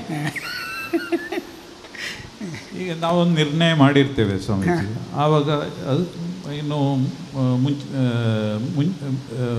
ಇನ್ನು ಫ್ಯೂಚರಿಗೆ ನಾವು ಆ ಕಾಲಕ್ಕೆ ಸರಿಯಾಗಿ ನಾವು ಬದಲಾವಣೆ ಮಾಡ್ಕೊಂಡು ಹೋಗಬೇಕಾಗ್ತದೆ. ಅದು ಚಂಚಲ ಆಗಲಿಲ್ವಾ ಆವಾಗ ನಿರ್ಧಾರ ಸರಿ? ಅಂದರೆ ಕಾಲಕ್ಕೆ ಸರಿಯಾಗಿ ಬದಲಾವಣೆ ಅಂದರೆ ಯಾವುದು ಅಂತ ಬರ್ತದೆ. ಬೇರೆ ಬೇರೆಗಳಿದೆ, ಗೊತ್ತಾಯ್ತಲ್ಲ? ರಸ್ತೆ ಮೇಲೆ ನಡ್ಕೊಂಡು ಹೋಗ್ತಾ ಇರ್ತೀರಿ, ಜೋರಾಗಿ ಗಾಳಿ ಬೀಸುತ್ತೆ, ಒಂದು ಮರ ಮುರಿದು ಬೀಳ್ತದೆ. ನೀವು ಆಚೆ ಹಳೆ ಅಂಗಡಿ ಹೋಗಲೇಬೇಕಂತ ಹೊರಟಿದ್ದೀರಿ. ಆದರೆ ಮರ ರೋಡಿಗೆ ಬೀಳ್ತದೆ ಗೊತ್ತಿದ್ದು ಮತ್ತು ಮುಂದುಗಿರೆ ಮರ ತಲೆ ಮೇಲೆ ಬೀಳ್ತದೆ. ಆಗ ನೀವು ನಿರ್ಣಯವನ್ನು ಬದಲಾಯಿಸ್ಕೊಳ್ಬೇಕು. ಹಿಂದೆ ನಿಂತುಕೊಳ್ಬೇಕು, ಈ ಕಡೆಯಿಂದ ಓಡಬೇಕು. ಕಡೆಗೆ ಹೋಗಬೇಕಾದ್ರೆ ನೀವು ಹಳೆ ಅಂಗಡಿ ಸೇರಿ. ಆದರೆ ಮರದ ಕೆಳಗೆ ನಾನು ನಿರ್ಣಯ ಸಂಕಲ್ಪ ಮಾಡಿದೆ, ನಾನು ಹೋಗಿ ಹೋಗ್ತು ಏನಾಗುತ್ತೋ ಆಗಲಿ ಅಂತ ಹೋದರೆ ಮರ ತಲೆ ಮೇಲೆ ಬೀಳುತ್ತೆ. ಸಂಕಲ್ಪ ಬದಲಾವಣೆ ಮಾಡಬೇಕು. ಹಾಗೆ ಯಾವ ಸಂದರ್ಭದಲ್ಲಿ ಪರಿವರ್ತನೆ ಮಾಡಿಕೊಳ್ಬೇಕು, ಯಾವುದಕ್ಕಾಗಿ ಮಾಡಬೇಕು, ಕಾರಣ ಏನು, ಅದರ ಅನಿವಾರ್ಯತೆ ಏನು, ಇವೆಲ್ಲ ಸೇರಿಸಿ ಬದಲಾವಣೆ ಮಾಡಿಕೊಂಡಾಗ ಚಂಚಲ ಅಲ್ಲ. ಅದು ಇಲ್ಲದೆ ವಿವೇಕರಹಿತವಾಗಿ ಬದಲಾವಣೆ ಮಾಡಿಕೊಳ್ಳೋದು ಚಂಚಲ ಅಷ್ಟೇ. ವಿವೇಕಯುಕ್ತವಾಗಿ ಮಾಡುವ ಬದಲಾವಣೆ ಚಂಚಲತೆ ಅಂತ ಹೇಳಿಸೋದಿಲ್ಲ. ವಿವೇಕರಹಿತವಾಗಿ ಮಾಡಿದಾಗ ಮಾತ್ರ ಅದು ಚಂಚಲತೆ ಅನಿಸಿಕೊಳ್ಳುತ್ತೆ. ಹಾಗೆ ಸ್ವಾಮೀಜಿ 197 ಉಪನಿಷತ್ತು ಉಪಯೋಗಿಸಿ ನೀವೀಗ 6 ತಿಂಗಳು ಯಾಗ ಮಾಡ್ತಿದ್ದಿರಲ್ಲ, ಅದೇ ಜನಕ ಮಹಾರಾಜ 12 ವರ್ಷ ಯಾಗ ಮಾಡುವಾಗ ಎಷ್ಟು ಉಪನಿಷತ್ತು ಉಪಯೋಗಿಸಿದ್ರು? ಮತ್ತು ಹೆಚ್ಚಿನ ಉಪನಿಷತ್ತುಗಳು 10ನೇ ಶತಮಾನದ ನಂತರ ಬಂದವುಗಳಲ್ಲ, ಅದರಿಂದ ಆಗ ಏನು ಮಾಡಿದರು ಅವರು? ಅದು ಆ 10ನೇ ಶತಮಾನದ ನಂತರ ಬಂದವು ಅಂತ ಹೇಳಿದ್ರಲ್ಲ, ಅವರನ್ನು ಕೇಳಬೇಕು ನೀವು ಮೊದಲು. ಯಾರೋ ತಲೆ ಕೆಟ್ಟವ ಯಾರೋ ಒಬ್ಬ ಹೇಳಿದ 10ನೇ ಶತಮಾನ ನಂತರ ಅಂತ. ಅವನಿಗೆ 10ನೇ ಶತಮಾನ 20ನೇ ಶತಮಾನ ಗೊತ್ತಿಲ್ಲ ಅವ್ರ ಹಣೆ ಬರ. ನಮ್ಗೆ ಅದಲ್ಲ, ನಮಗೆ ಆ ಶತಮಾನಗಳ ಲೆಕ್ಕ ನಾವು 100ನ ಲೆಕ್ಕವೇ ಮಾಡೋದು, ಲಕ್ಷ ಲಕ್ಷ ಕೋಟಿ ಕೋಟಿ ವರ್ಷ ಲೆಕ್ಕ ಮಾಡೋರು ನಾವು. ಆಗಲೂ ಕೂಡ ಅಷ್ಟೇ ಉಪನಿಷತ್ತುಗಳು ಎಲ್ಲ ಇತ್ತು. ಇವನು ಯಾರೋ ಒಬ್ಬ ತಲೆ ಕೆಟ್ಟ 10ನೇ ಶತಮಾನ ನಂತರ ಬಂದದ್ದು ಉಪನಿಷತ್ತು ಅಂತ ಹೇಳಿದ ಅಂತ ಹೇಳಿದರೆ ಆಗುತ್ತಾ? ಆಗೋದಿಲ್ಲ. ಅವನಿಗೆ 10, 20, 30ಕ್ಕಿಂತ ಮೇಲೆ ಗೊತ್ತಿಲ್ಲ. ಇತ್ತೀಚಿನವರೆಗೂ ಇಲ್ಲಿ ಭಾರತದಲ್ಲೂ ಲೆಕ್ಕ ಆಗ್ತಿದ್ದ ಜನ 100, 1100, 1200, 1300 ಅಂತಾರೆ. ಹೌದಾನೆ? ಅದಕ್ಕೆ 100ಕ್ಕಿಂತ ಮೇಲೆ ಲೆಕ್ಕ ಹೋಗೋದಿಲ್ಲ ಎಷ್ಟೋ ಜನ. ನಿಮ್ಮ ಕಡೆ ಹೇಳ್ತಾರಲ್ಲ ಹಾಗೆ. ಅದು ಆ ಕಾಲದಲ್ಲಿ ಇರ್ತಕ್ಕಂಥ ಲೆಕ್ಕದ ಅಭಿಜ್ಞೆ, ಅದು ಮತ್ತೆ ವಿಶೇಷ ಅಲ್ಲ. ಅವನಿಗೆ 10ನೇ ಶತಮಾನ ಅಂತ ಹೇಳಿದ್ರೆ ಭಾಳ ಉಸಿರು ಕಟ್ಟಿ ಹೇಳಿರ್ಬೇಕವ, ಭಾಳ ಕಷ್ಟಪಟ್ಟು. ಯಾಕಂದರೆ 30 ವರ್ಷ ಬದುಕು ಯೋಗ್ಯತೆ ಇಲ್ಲ ಅವನಿಗೆ. 10ನೇ ಶತಮಾನ ಮತ್ತೆ ಅಂತ ಹೇಳೋದು ಅಲ್ಲ. ಲಕ್ಷ ಲಕ್ಷ ಕೋಟಿ ಕೋಟಿ ವರ್ಷಗಳ ಇತಿಹಾಸ ಇದೆ ನಮ್ಮ ಇದಕ್ಕೆ. ಅದರಲ್ಲಿ ಆಗಾಗ ಕಾಲದಲ್ಲೆಲ್ಲ ಬೇಕಾದಾಗೆಲ್ಲ ಸಂಶೋಧನೆ ಆದ ಸಂಶೋಧನಾ ಪ್ರಬಂಧಗಳು ಉಪನಿಷತ್ತಂದರೆ. ಆಗ ಬೇಕಾದಷ್ಟಿತ್ತು, ಕೊರತೆ ಇಲ್ಲ. ಮತ್ತು ಚಿಂತನೆಯೂ ಹೆಚ್ಚಿತ್ತು. ಚರ್ಚೆಯು ಈ ಭಾಗದಲ್ಲಿ ಬೇಕಾದಷ್ಟು ಚಿಂತನೆಗಳು ಚರ್ಚೆಗಳು ನಡೀತಾ ಇತ್ತು. ಹಾಗಾಗಿ 12 ವರ್ಷ ದೀರ್ಘಕಾಲ ನಡೆಸಬೇಕಿತ್ತು. ಈಗ ಆ ಸಮಸ್ಯೆ ಇಲ್ಲ, ಚಿಂತನೆ ಇಲ್ಲ, ಚರ್ಚೆ ಮಾಡೋರಿಲ್ಲ. ಯಾಕಂದರೆ ಯಾರಿಗೂ ಗೊತ್ತಿಲ್ಲ, ಚರ್ಚೆ ಮಾಡೋ ಪ್ರಶ್ನೆ ಇಲ್ಲ. ಹಾಗೆ ಸುಲಭ, ಬೇಗ ಮುಗಿಸೋಕ್ಕಾಗತ್ತೆ.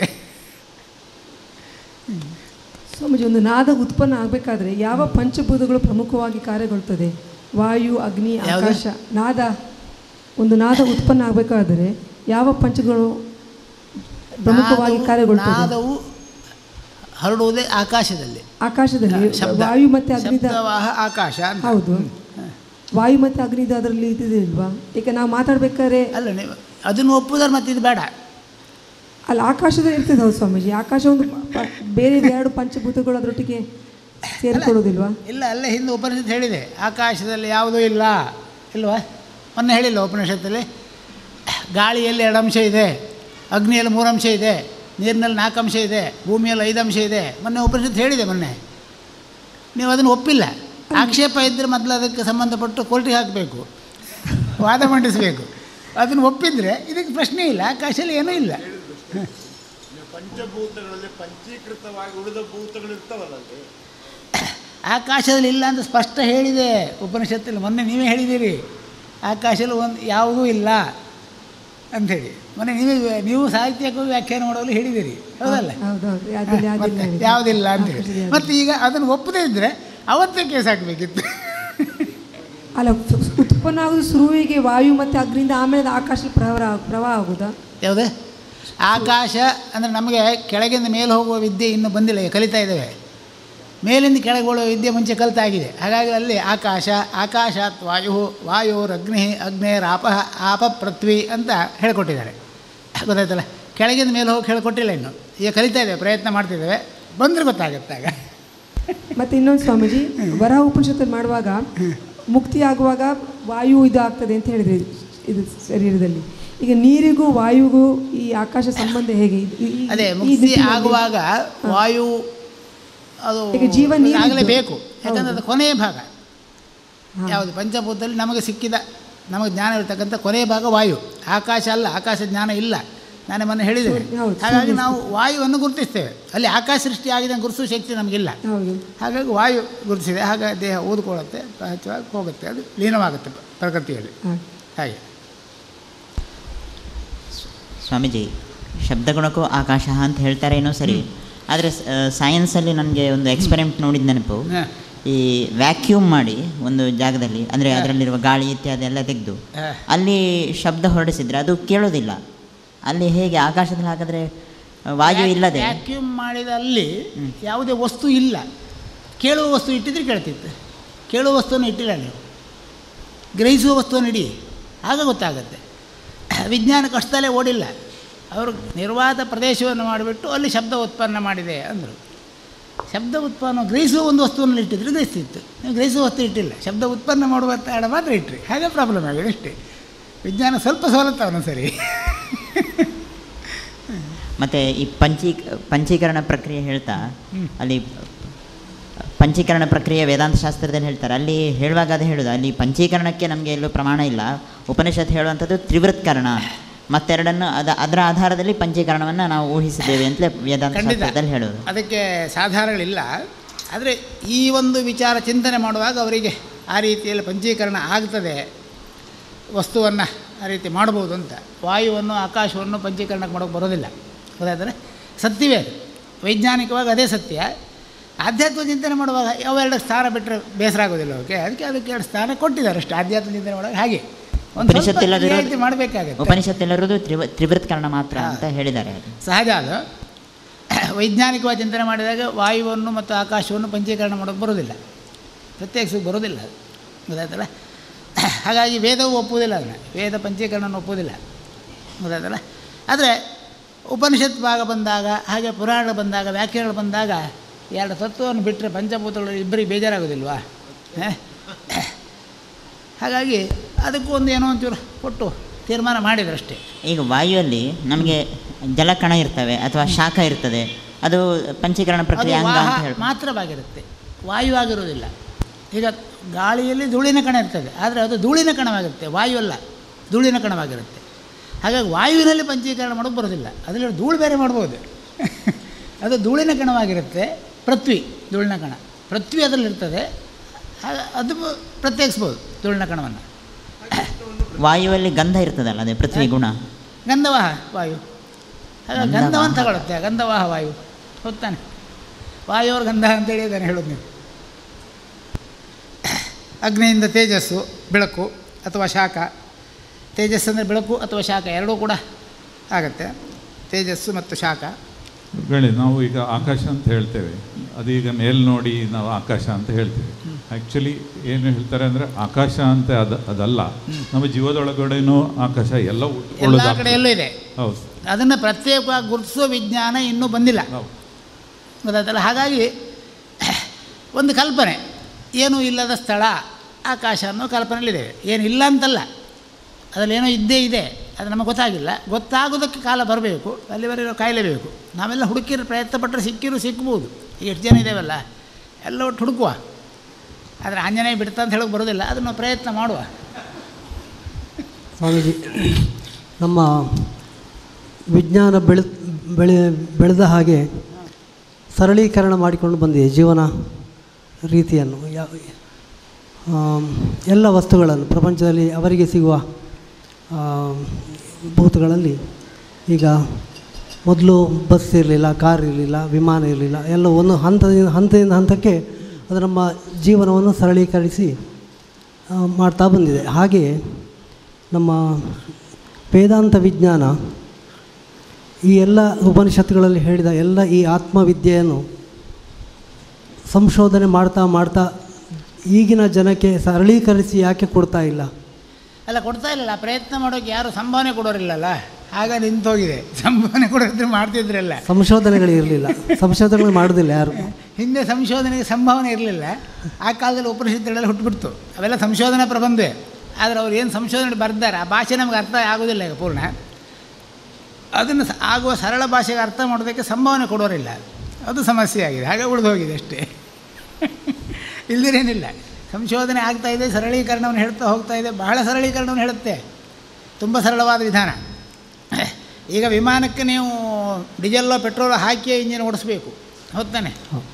ಅದು ಏನೂ ಬೇಡ, ನಿಮಗೆ ಎಲ್ಲಿ ಬೇಕಾದ್ರೂ ಹೋಗೋಕ್ಕಾಗೋ ವಿದ್ಯೆ ಇದು ಹೇಳಿಕೊಟ್ಟಿದೆ. ಭಾಷೆ ಅರ್ಥ ಆಗ್ತಿಲ್ಲ, ಸಮಸ್ಯೆ ಅಷ್ಟೇ. ವಿಮಾನವೇ ಬೇಡ, ನೀವು ಒಬ್ಬರು ಹೋಗೋದಲ್ಲ, ನಿಮ್ಮ ಜೊತೆಗಿದ್ದರನ್ನೆಲ್ಲ ಕರ್ಕೊಂಡು ಹೋಗ್ಬೋದು. ಪುಷ್ಪಕ ವಿಮಾನ ಹೇಳುತ್ತೆ ನೋಡಿ, ವಾಪಸ್ ಯುದ್ಧ ಮುಗಿಸಿ ವಾಪಸ್ ಬರ್ತಾರೆ ರಾವಣ, ಇದ್ದು ಎಲ್ಲ ಕಪಿಗಳನ್ನು ಹೊರಿಸ್ಕೊಂಡ, ಎಲ್ಲರನ್ನೂ ಹೊರಿಸ್ಕೊಂಡು ಬಂದ, ಮತ್ತೆ ಬಂದು ಕಿಷ್ಕಿ ಅಂತ ಹೇಳಿದ್ರು ಅಲ್ಲಿದ್ದರನ್ನೂ ಹೊರಿಸ್ಕೊಂಡ, ಜೊತೆಗೆ ಹೋದ. ಹೊತ್ತಾನೆ ಅದಕ್ಕೆ ಜಾಗ ಇಷ್ಟೇ ಸೀಟ್ ಅಂತಿಲ್ಲ, ನಮ್ಮಲ್ಲೆಲ್ಲ ವಿಮಾನಗಳಿಗೆಲ್ಲ ಇಷ್ಟೇ ಸೀಟ್ ಅಂತ, ಅದಕ್ಕಿಂತ ಒಂದು ಸೀಟ್ ಹೆಚ್ಚು ಹಾಕಿರೋದು ಹಾರೋದಿಲ್ಲ, ಹಾಗಿದೆ ಪರಿಸ್ಥಿತಿ. ಅದಕ್ಕೆ ಹಾಗಲ್ಲ, ಎಷ್ಟು ಸೀಟ್ ಅಂತಿಲ್ಲ, ಅದಕ್ಕೆ ಎಲ್ಲೂ ಡೀಸೆಲ್ ತುಂಬದೇ ಇಲ್ಲ. ಲಂಕೆಯಿಂದ ಅಯೋಧ್ಯೆವರೆಗೆ ಎಷ್ಟು ಕಿಲೋಮೀಟ್ರ್ ಆಗುತ್ತೆ, ಎಲ್ಲೂ ಡೀಸೆಲ್ ಹಾಕಲಿಲ್ಲ. ಇಂಧನ ಪೂರೈಕೆ ಕಿಷ್ಕಿನಲ್ಲಿ ಇಳಿಸಿದ್ದಲ್ಲ, ಅಲ್ಲಿ ಜನ ಸೇರಿಗಳಿಗೆ ಇಳಿಸಿದ್ದೆ.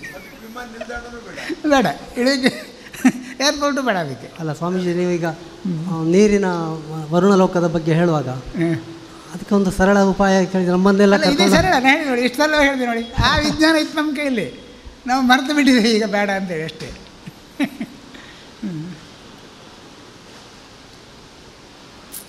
ಸ್ವಾಮೀಜಿ, ನಿನ್ನೆ ಮೊನ್ನೆಲ್ಲ ಹೇಳಿದ್ರಿ ಮಣ್ಣಿನ ದೃಢವಾಗಿ ನಾವು ಚಿಂತನೆ ಮಾಡಿ ಅದನ್ನು ಅಳವಡಿಸಿ ಅದನ್ನು ಉಪಯೋಗಿಸಿ ಅದರೊಟ್ಟಿಗೆ ಇದ್ದು ನಾವು ಕಲಿಬೇಕು ಅಂತ ಹೇಳಿ, ಅದ್ರ ಮೂಲ ತತ್ವ ಕೂತ್ಕೊಂಡು ನಾವು ಮೂಲಕ್ಕೆ ಹೋಗ್ಲಿಕ್ಕೆ ಆಗ್ತದೆ ಅಂತೇಳಿ ಇವತ್ತಿನ ಉಪನಿಷತ್ತಲ್ಲಿ ಬರೆದಿದ್ದಾರೆ. ದೃಢಕರವಾದ ಯಾವ್ದಾದ್ರು ವಿಷಯ ಚಿಂತನೆ ಬಂದ ಅಂತ ಕೊಟ್ಟಿದ್ದಾರೆ.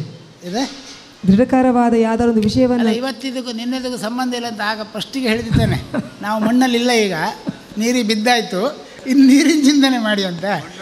ನೀರಿಗೆ ಬಿದ್ದ ಮೇಲೆ ಕೈ ಕಾಲು ಗಟ್ಟಿದ್ರೆ ಮಾತ್ರ ಬದುಕು ಸಾಧ್ಯವೇ ಇಲ್ಲ, ಯಾಕಂದರೆ ಈಜು ಗೊತ್ತಿರಬೇಕು. ಇಲ್ಲಿನ ಬೆಸ್ತರು ಇವ್ರನ್ನೆಲ್ಲ ನೋಡಿ, ಅವರೆಲ್ಲ ಗಟ್ಟಿಬಿಟ್ಟ ದೊಡ್ಡ ದೊಡ್ಡ ಕಾಯಿ, ಯಾಕೆ ಕೈ ಕಾಲು ಗಟ್ಟಿ ಇರಬೇಕಂತ ಅರ್ಥ ಅದು. ಈಜು ಗೊತ್ತಿಲ್ಲದ್ರೆ ಆಗೋದಿಲ್ಲ, ದೃಢಕಾಯಿ ಬೇಕು. ಸರಿ. ಮತ್ತು ಮೋಸ ಮಾಡಿಲ್ಲ ಹೇಳಿಕೊಡುವಾಗ, ಕರೆಕ್ಟಾಗಿ ಹೇಳಿಕೊಟ್ಟಿದ್ದಾರೆ. ಮತ್ತು ಮೂಲ ಪೃಥ್ವಿ ನೀವು ಕಾಳಿ ಅಂತ ಹೇಳಿದ್ರಿ. ಸೊ ಆ ಕಾಳಿ ಸರಸ್ವತಿ ಲಕ್ಷ್ಮಿ ಹೇಳುವಾಗ ಆ ಕಾಳಿಯ ಮೂಲ ಪ್ರವೃತ್ತಿ ತಗೊಳ್ಳೋದು ಬೇರೆ ಬೇರೆ ಚಿಂತನೆ ಮಾಡಬೇಕು ನಾವು. ಅದೆಲ್ಲ ಹೆಸರುಗಳು, ಅವೆಲ್ಲ ಅನ್ವರ್ಥಕಗಳು. ಯಾವುದೇ ಹೆಸರು ಹಿಂದೆ ಇರ್ತಕ್ಕ ಹೆಸರುಗಳು ಅನ್ವರ್ಥಕ ಅಲ್ಲದಲ್ಲ. ಅನ್ವರ್ಥಕದ ಅರ್ಥ ಕಾರಣದಿಂದ ಶಬ್ದ ಬಳಕೆ ಆಗಿದೆವಿನ ವ್ಯಕ್ತಿ ಕಾರಣದಿಂದ ಶಬ್ದ ಬಳಕೆ ಆಗೋದಲ್ಲ. ಅದನ್ನು ನೀವು ಮೊದಲು ಅರ್ಥ ಮಾಡ್ಕೊಳ್ಬೇಕು. ಒಂದು ನಾರಾಯಣ ಅಂತ ಬಂದ ತಕ್ಷಣ ನಾರಾಯಣ ಅಂತ ನೀವು ವೈಕುಂಠಕ್ಕೆ ಹೋಗ್ತೇವೆ ಅಂತೇಳಿ ಹೊರಟ್ರೆ ಲೈಟ್ ಹತ್ತಿರೋ ಉಪಯೋಗ ಇಲ್ಲ. ನಾರಾಯಣ ಅಂದರೆ ನೀರು ನಿಮ್ಮ ಹತ್ರ ಇದೆ, ಅದನ್ನು ಅರ್ಥ ಮಾಡ್ಕೊಳ್ಬೇಕು ನೀವು. ವೈಕುಂಠಕ್ಕೆ ಹೋದ್ರೆ ಉಪಯೋಗ ಇಲ್ಲ. ಅಲ್ಲಿ ಭರ್ಜರಿ ಹಾವು ಮೇಲೆ ಮಲಗಿರೋದು ನೋಡ್ತೇನೆ, ಹಾವನ್ನು ನೋಡಿ ನೀವು ಎದೆ ಹೊಡಿಸ್ತಾ ಇದು ಬೇಕಾ, ವೈಕುಂಠಕ್ಕೆ ಹೋಗಲೇಬೇಡಿ, ಇಲ್ಲೇ ನೋಡಿ.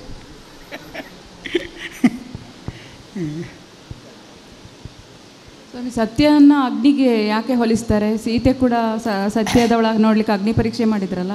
ಯಾವುದೇ ಒಂದನ್ನು ಪರಿಶುದ್ಧತೆಗೊಳಿಸುವುದಕ್ಕೆ ಅಗ್ನಿಯಿಂದ ಪರಿಶುದ್ಧತೆ ಶುದ್ಧವಾದದ್ದಕ್ಕೆ ಮತ್ತು ಯಾವುದೇ ಅಶುದ್ಧಿ ಅನ್ನೋ ಪ್ರಶ್ನೆ ಇರುವುದಿಲ್ಲ. ಹಾಗಾಗಿ ಅಗ್ನಿಯನ್ನು ಸತ್ಯ ಶುದ್ಧ ಅಂತ ಹೇಳೋದಕ್ಕೆ ಹೋಲಿಸ್ತಾರೆ. ಬಿಳಿ ಅಂತಾರೆ ಅಗ್ನಿಗೆ, ಆದರೆ ಅಗ್ನಿ ಬಿಳಿ ಹೇಳೋದಿಲ್ಲ, ಜ್ವಾಲೆಯ ರೂಪದಲ್ಲೇ ಇರುವುದು. ಅದಕ್ಕೆ ಧೂಮ್ರವರ್ಣ ಅಂತ ಹೇಳಿದ್ದಾರೆ.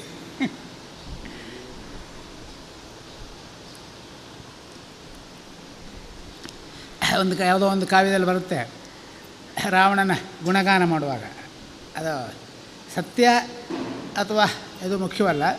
ಅಗ್ನಿ ಶೌಚೇಶ ವಾಸಿ, ಅವನಿಗೆ ಬಟ್ಟೆ ಒಗೆದು ಕೊಡೋದೆ ಅಗ್ನಿ ಅಂಥೇಳಿ ರಾವಣನಿಗೆ. ಅಗ್ನಿ ಬಟ್ಟೆ ಒಗೆದು ಕೊಡ್ತಂತ ಅಗ್ನಿ ಹಾಕಿ ಒಂದು ಸರಿ ನೋಡಿದ್ದಾರೆ, ಫುಲ್ ಸುಟ್ಟೋಗಿದೆ ಲಂಕೆ. ಅದೇ ಹಾಗಂತೇಳಿ ಸತ್ಯ ಅಂತ ಹೇಳ್ಕೊಂಡ್ರೆ ಆಂಜನೇಯ ಒಂದು ಸರಿ ಪರೀಕ್ಷೆ ಮಾಡಿ ನೋಡಿದ್ದಾನೆ ಬೆಂಕಿ ಹಾಕಿ. ಅಗ್ನಿ ಅವನ ಬಟ್ಟೆ ಕಾಯಿಲ್ಲ, ಎಂಥದ್ದು ಕಾದಿಲ್ಲ, ಎಲ್ಲ ಸುಟ್ಟೋಯ್ತು. ಅಗ್ನಿಯಲ್ಲಿ 177 ಪ್ರಭೇದ ಅಂದ್ರಲ್ಲ, ಅವ್ರದ್ದು ಕೆಲಸ ಕೂಡ ಬೇರೆ ಬೇರೆ ಥರದ್ದಿರುತ್ತಾ? ಇರುತ್ತೆ, ಎಲ್ಲವೂ ಬೇರೆ ಬೇರೆ. ಪ್ರತಿಯೊಂದಕ್ಕೂ ಅದಕ್ಕೆ ಅದರದ್ದಾದ ಅಗ್ನಿಯನ್ನೇ ಗುರುತಿಸೇ ಮಾಡಬೇಕು. ನೀವು ಹಾಲು ಕಾಯಿಸುವಾಗ ಇಷ್ಟೇ ಜ್ವಲನ ಬೆಂಕಿ, ಅದು 100 ಡಿಗ್ರಿಗಿಂತ ಒಂದು ಚೂರು ಹೆಚ್ಚಾಗಲೇಬಾರದು ಬೆಂಕಿ. 98-99 ಡಿಗ್ರಿಯಲ್ಲೇ ಹಾಲು ಕಾಯಿಸಿದರೆ ಹಾಲು ತುಂಬ ರುಚಿಯಾಗಿರ್ತದೆ. ಅದೇ ಸ್ವಲ್ಪ ಜಾಸ್ತಿ ಬೆಂಕಿಯಲ್ಲಿ ಕಾಯಿಸಿ ಹಾಲು ಬುಡ ಹೊತ್ತು ಬಿಟ್ಟು ಕುಡಿಯೋಕ್ಕಾಗೋದಿಲ್ಲ. ಅದೇ ಹಿಂದೆಲ್ಲ ಗೊತ್ತವರಿಗೆಲ್ಲ ಜ್ಞಾನ ಇರ್ತದೆ ಯಾಕೆ ಕಾಯಿಸ್ಬೇಕು ಹಾಲು ಅಂತೇಳಿ. ಸಣ್ಣ ಬೆಂಕಿಯಲ್ಲೇ ಹಾಲನ್ನು ಕಾಯಿಸಬೇಕು, ಆವಾಗಲೇ ಹಾಲು ಕುಡಿಯೋದಕ್ಕೆ ಅತಿ ರುಚಿಕರವಾದ ಪಾನೀಯ. ಆದರೆ ಕಾಯಿಸೋ ವಿಧಾನ ಗೊತ್ತಿಲ್ಲ, ಗ್ಯಾಸಲ್ಲಿ ಜೋರ ಬೆಂಕಿ ಮಾಡಿ ಕಾಯಿಸ್ತೀರಿ, ಅದು ಬುಡ ಹೊತ್ತತ್ತೆ, ಹಾಲು ಕುಡಿಯೋಕ್ಕಾಗೋದಿಲ್ಲ. ಕಡೆ ಡಾಕ್ಟ್ರ್ ಹಾಲು ಕುಡಿಬೇಡಿ ಒಳ್ಳೆಯದಲ್ಲ ಅಂತಾರೆ.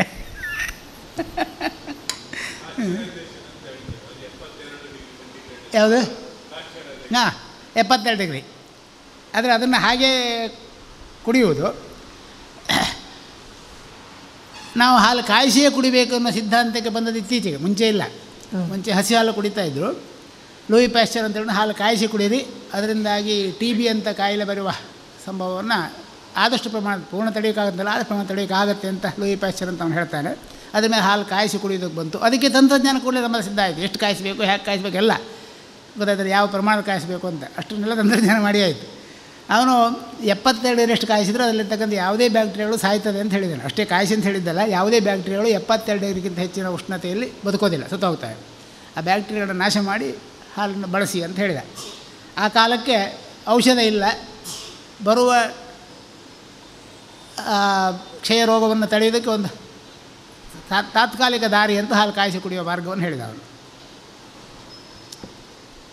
ಇತ್ತೀಚಿನ ಅವನು ಬಹಳ ಪುರಾತನದ ಋಷಿ ಯಾರಲ್ಲ.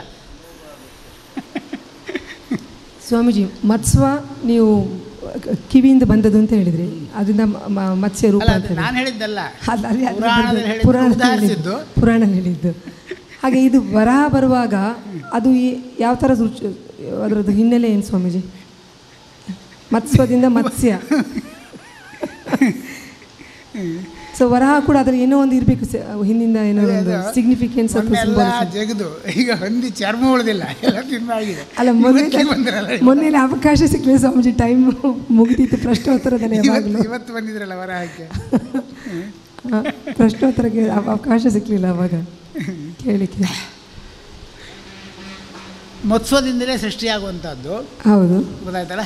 ವರಾಹವು ಕೂಡ ಅದರ ಮತ್ಸ್ಯವೇ, ಆ ಮತ್ಸ್ವ ಸಂಗ್ರಹಣೆ. ಮೀನಿಗಿಂತ ಮತ್ತು ಸ್ವಲ್ಪ ಎತ್ತರದ ಅಂದರೆ ಅಸ್ಥಿ ಸಹಿತವಾಗಿ ಹೊಂದಿದೆ. ಅಂದರೆ ಅಸ್ಥಿಯು ತಯಾರಾಗೋದು ನೀರಿನಲ್ಲೇ. ಈಗ ನೀವು ಶಂಖ ಇದೆಲ್ಲ ಅಸ್ಥಿ ಸ್ವರೂಪವೇ, ಅದೆಲ್ಲ ತಯಾರಾಗೋದು ನೀರಿನಲ್ಲೇ. ಮೂಳೆಯನ್ನು ನೀವು ತಯಾರು ಮಾಡೋ ವಿಜ್ಞಾನ ಅಧ್ಯಯನ ಮಾಡಬೇಕಲ್ಲ, ಭೂಮಿ ಮೇಲೆ ಯಾವ ವಸ್ತುವಿಂದ ಮೂಳೆ ತಯಾರು ಮಾಡೋಕ್ಕಾಗೋದಿಲ್ಲ. ಆದರೆ ನೀರಿನೊಳಗಿರ್ತಕ್ಕಂಥ ಶಂಖಮೂಲದಿಂದ ಅಧ್ಯಯನ ಮಾಡ್ತೀವಿ, ಹೊಸ ಮೂಳೆಯನ್ನು ನೀವೇ ತಯಾರು ಮಾಡ್ಬೋದು, ಆಗೋದಿಲ್ಲ ಅಂತೇನಿಲ್ಲ, ಗೊತ್ತಾಯ್ತಲ್ಲ. ಹಾಗೆ ರಕ್ತ ಬೇಕಾದರೆ ಹವಳದ ಮೂಲದಿಂದ ಸಂಶೋಧನೆ ಮಾಡಿದ್ರೆ ರಕ್ತ ಕಂಡು ಹಿಡಿಯೋಕ್ಕೂ ಆಗುತ್ತೆ. ಈಗ ಎಷ್ಟೆಷ್ಟೋ ತಿಣುಕ್ತಾ ಇದ್ದಾರೆ, ಯಾರಿಗೂ ಕೃತಕ ರಕ್ತ ತಯಾರು ಮಾಡೋ ಶಕ್ತಿ ಇಲ್ಲ. ಹಾಗಾಗಿ ಎಲ್ಲರದ್ದು ಸೊಳ್ಳೆ ಹೀರ್ತಾ ಇದ್ದಾರೆ ಈಗ, ರಕ್ತ ಕೊಡಿ ಅಂತ. ನಿಜವಾಗಿಯೂ ಹವಳದ ಮೂಲದಿಂದ ರಕ್ತವನ್ನು ಸಂಶೋಧನೆ ಮಾಡಿ ರಕ್ತ ಉತ್ಪಾದನೆ ಮಾಡ್ಬೋದು.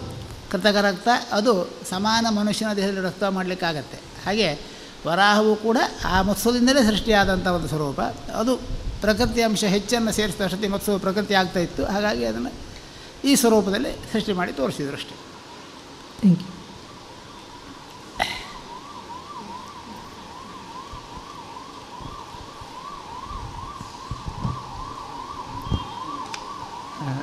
ಸ್ವಾಮೀಜಿಯವರ ನಿರ್ಣಯದ ಬಗ್ಗೆ ಸ್ವಲ್ಪ ಚಿಂತನೆ ಆಯಿತು. ಈಗ ಅದನ್ನು ಮುಂದುವರಿಸುವ ಒಂದು ಪ್ರಶ್ನೆ ಕೇಳ್ತಾ ಇದ್ದೇನೆ. ನಮಗೆ ನಿತ್ಯ ಜೀವನದಲ್ಲಿ ಅನೇಕ ನಿರ್ಣಯಗಳನ್ನು ಹೆಜ್ಜೆ ಹೆಜ್ಜೆಗೂ ನಾವು ತೆಗೆದುಕೊಳ್ಬೇಕಾಗ್ತದೆ. ಅದೇ ದೊಡ್ಡ ಸಮಸ್ಯೆ ಬದುಕಿನಲ್ಲಿ.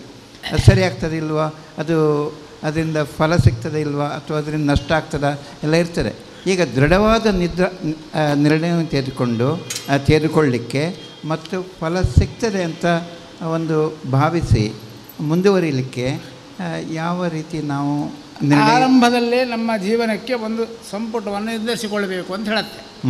ಆರಂಭವೇ ಒಂದು ಪ್ರಾಜೆಕ್ಟ್ ಅಂತಿರಲ್ಲ ನಾವು, ಹಾಗೆ ಅದನ್ನು ಈ ಮಧ್ಯಂತರ ನಿರ್ಣಯ ತಗೊಳ್ಳೋ ಪ್ರಶ್ನೆ ಇರುವುದೇ ಇಲ್ಲ. ಆಗ ಒಂದು ಬ್ಲೂ ಪ್ರಿಂಟ್ ತಯಾರು ಮಾಡಿ ರೆಡಿ ಆಗಿರುತ್ತೆ, ಅದರಂತೆ ಬದುಕಿ ಬಿಟ್ಟರೆ ಮುಗೀತು. ಅಲ್ಲ, ಆಗಿದೆ ಅಂದರೆ ನಮ್ಗೆ ಗೊತ್ತಿಲ್ಲದೆ ಆಗಿದೆ. ನಂತರ ಏನಾದ್ರು ಸಮಯ ಸಿಕ್ಕಿದಾಗೆಲ್ಲ ಬದಲಾಯಿಸ್ಕೊಂತ ಹೋದರೆ ಅದಕ್ಕೂ ಇದಕ್ಕೂ ತಾಳೆ ಆಗದ್ರಿಂದ ಕಡೆಗೆ ಎಷ್ಟೊತ್ತಿಗೂ ಆಯಾಮ ಏನು ಮಾಡೋದು ಗೊತ್ತಿಲ್ಲದ ಜೀವನವೇ ಆಗುತ್ತೆ. ಅದಲ್ಲ, ಮೊದಲೇ ಒಂದು ನಿರ್ಣಯ ಮಾಡ್ಕೊಳ್ಬೇಕು. ನಾನು ಹೀಗೆ ಬದುಕ್ತೇನೆ, ಇಷ್ಟು ಸಾಕು, ನನಗೆ ಇಷ್ಟಲ್ಲಿ ತೃಪ್ತಿ ಇದೆ ಅಂತ ನಿರ್ಣಯ ಮಾಡಿಕೊಂಡ್ರೆ ಅಷ್ಟಕ್ಕೆ ಆದರೆ ಅಲ್ಲಿ ಯಾವ ಅಯೋಮಯತೆ ಬರೋದೇ ಇಲ್ಲ. ಅದನ್ನು ಮೀರಿ ಹೊರಗೆ ಹೋಗಿ ಎಲ್ಲೆಲ್ಲೋ ಹೋದ ಮೇಲೆ ಕಡೆಗೆ ವಾಪಸ್ ಬರೋದು ಹೇಗಂದ್ರೆ ರಸ್ತೆ ಅಲ್ಲೇ ಇರ್ತದೆ. ಆದರೆ ಆ ರಸ್ತೆ ಬಿಟ್ಟು ನಾವು ಎಲ್ಲೋ ಹೋಗಿದ್ದೇವೆ ಕಾಡೊಳಗೆ, ವಾಪಸ್ ರಸ್ತೆ ಬರೋದು ಕಷ್ಟ ಆಗುತ್ತೆ. ಹಾಗಾಗಿ ಅಯೋಮಯತೆ ಬರ್ತದೆ ಅಷ್ಟೇ. ಅಂದರೆ ನಾವು ಮೊದಲೇ ನಿರ್ಧಾರ ಮಾಡಬೇಕು ಈ ವಿನ್ಯಾಸ ಅಂತೇಳಿ. ಜೀವನ ವಿಧಾನ ಹೀಗೆ ನಿರ್ಧಾರ ಮಾಡಿಟ್ಟಿದ್ದಾರೆ, ಅದನ್ನು ಅನುಸರಿಸಿರೂ ಆಗುತ್ತೆ. ಅದನ್ನು ಬಿಟ್ಟು ನಾವು ಎಲ್ಲೋ ಹೋಗಿದ್ದೇವೆ, ಈಗ ಹಿಂದಕ್ಕೆ ಬರೋಕ್ಕಾಗ್ತಾ ಇಲ್ಲ. ಹಾಗಾದ್ರೆ ನಮ್ಮನ್ನು ನಾವೊಂದು ಚೌಕಟ್ಟಿನಲ್ಲಿ ಕಟ್ಟಿ ಹಾಕಿದಾಗೆ ಆಗೋದಿಲ್ಲ. ಕಟ್ಟಿ ಹಾಕಿದಾಗಲ್ಲ, ನಮ್ಮನ್ನು ನಾವು ಅದಕ್ಕೆ ನಮ್ಮ ಸ್ವತಂತ್ರವನ್ನು ನಾವು ಬಳಸ್ತಾ ಹೋದಾಗ ತಪ್ಪಾಗ್ಬೋದು, ದುರುಪಯೋಗ ಆಗ್ಬೋದು, ಅದರಿಂದ ಸಮಾಜಕ್ಕೆ ಹಿಂಸೆ ಆಗ್ಬೋದು, ಪೀಡೆ ಆಗ್ಬೋದು. ಅದಕ್ಕಾಗಿ ಒಂದು ವ್ಯವಸ್ಥೆಗೆ ಬದ್ಧವಾಗಿ ನಾವು ಬದುಕುವುದು. ನಮ್ಮ ಸ್ವಾತಂತ್ರ್ಯ ಹೋಗೋದಿಲ್ಲ ಅಲ್ಲಿ, ಇಲ್ಲಿಯೂ ನಮ್ಮ ಸ್ವಾತಂತ್ರ್ಯ ಇರ್ತದೆ. ವ್ಯವಸ್ಥೆ ಬದ್ಧವಾಗಿ ಸ್ವಾತಂತ್ರ್ಯ ಇಲ್ಲ, ಅದು ಸೆರೆವಾಸ ಅಂತ ಅರ್ಥ ಅಲ್ಲ. ವ್ಯವಸ್ಥೆಗೆ ಬದ್ಧವಾಗಿ ಬದುಕುವುದಕ್ಕೆ ಅದಕ್ಕೆ ಆ ಧರ್ಮಶಾಸ್ತ್ರಗಳೆಲ್ಲ ಮಾಡಿಟ್ಟಿದ್ದಾರೆ. ಅದರಂತೆ ಜೀವನ ವಿಧಾನ ರೂಢಿಸ್ಕೊಂಡು ಹೋದರೆ ಯಾವ ಅಯೋಮಯ ಸ್ಥಿತಿಯೂ ಇಲ್ಲ, ಎಲ್ಲ ತೆರೆದಿಟ್ಟ ಪುಸ್ತಕ. ಹಂಗೆ ಹೋಗೋಕ್ಕಾಗತ್ತೆ, ಕಷ್ಟ ಇಲ್ಲ. ತಪ್ಪಿ ಹೋದ ಮೇಲೆ ಕಡೆಗೆ ವಾಪಸ್ ಬರೋಕ್ಕೆ ಆ ತೆರೆದಷ್ಟು ಪುಸ್ತಕ ಅಲ್ಲಿರೋದಿಲ್ಲ, ಇಲ್ಲಿ ರೋಡ್ ಮೇಲೆ ಇರುತ್ತೆ. ನಾವು ಎಲ್ಲೋ ಹೋಗಿರ್ತೇವೆ, ಪುಸ್ತಕ ಎಲ್ಲಿ ಸಿಗುತ್ತೆ? ಪುಸ್ತಕ ಹುಡುಕಬೇಕು.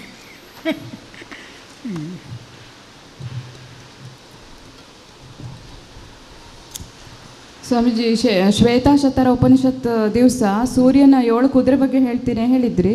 ಆ ದಿವಸ ನೀವು ಬರಲಿಲ್ಲ ಮತ್ತು ನಾನು ಬರಲಿಲ್ಲ. ಶ್ವೇತಾಶತರ ಉಪನಿಷತ್ ದಿವಸ ಹೇಳ್ತೀನಿ. ನಮಗಿಬ್ಬರಿಗೂ ಕುದುರೆ ಮೇಲೆ ಆಸಕ್ತಿ ಇಲ್ಲ ಅಂತ ಆಯ್ತು. ಬೇಕು ಸ್ವಾಮೀಜಿ, ಅದು ಶ್ವೇತವರ್ಣದ ಕುದುರೆ ಯಾಕೆ ಮತ್ತು 7 ಕುದುರೆ ಯಾಕೆ ಹೇಳ್ತೇನೆ ಹೇಳಿದ್ದೆ. ಮುಂದೆ ಪುನಃ ಬರ್ತದೆ, ಸಮಯ ಇದೆ, ಹೇಳ್ತೇನೆ. ಮತ್ತು ಸ್ವಾಮೀಜಿ, ಇವತ್ತಿನ ಉಪನಿಷತ್ತಲ್ಲಿ ಉಪನಿಷತ್ ಅಂತ ಇನ್ನೊಂದ್ಸರಿ ಬರ್ತದೆ.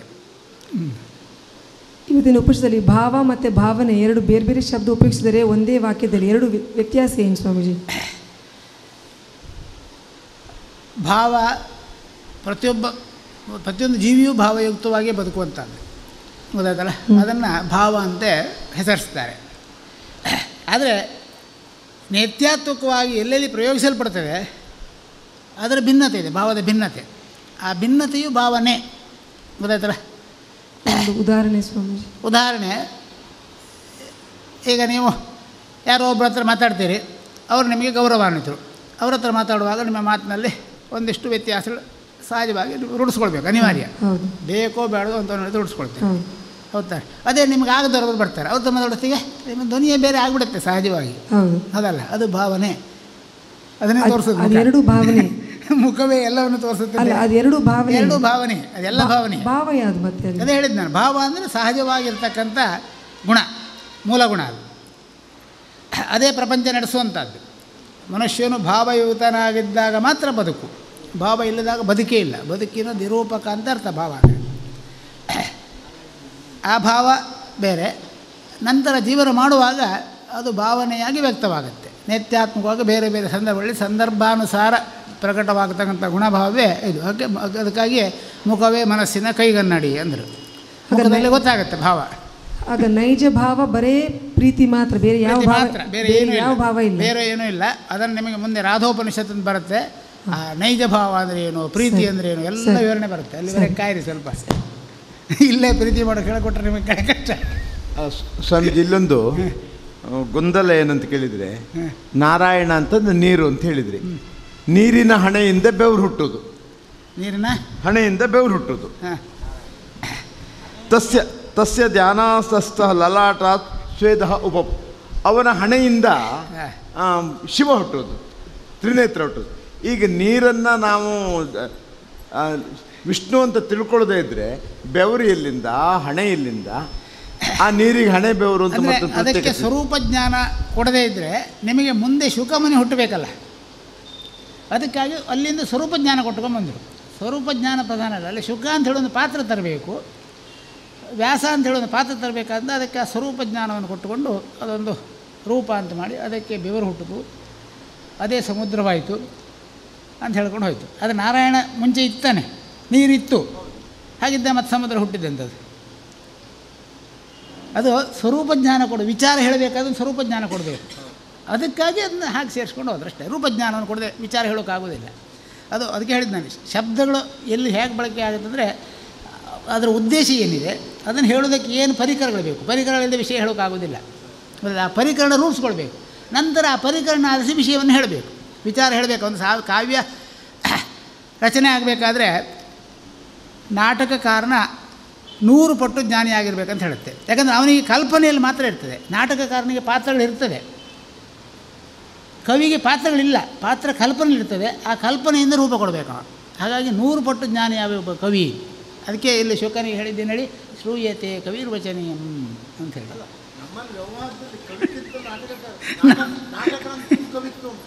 ಅಲ್ಲ ಅಲ್ಲ ಅಲ್ಲ ಅಲ್ಲ ಅದು ಅದೇ ಅದು ಕಡೆಗೆ ಯಾರು ಸೇರಿಸಿದ್ದು ಅವ್ರದ್ದು ಹೆಚ್ಚು ಮಾಡೋಕ್ಕೆ. ನಿಜವಾಗಿಯೂ ಕವಿ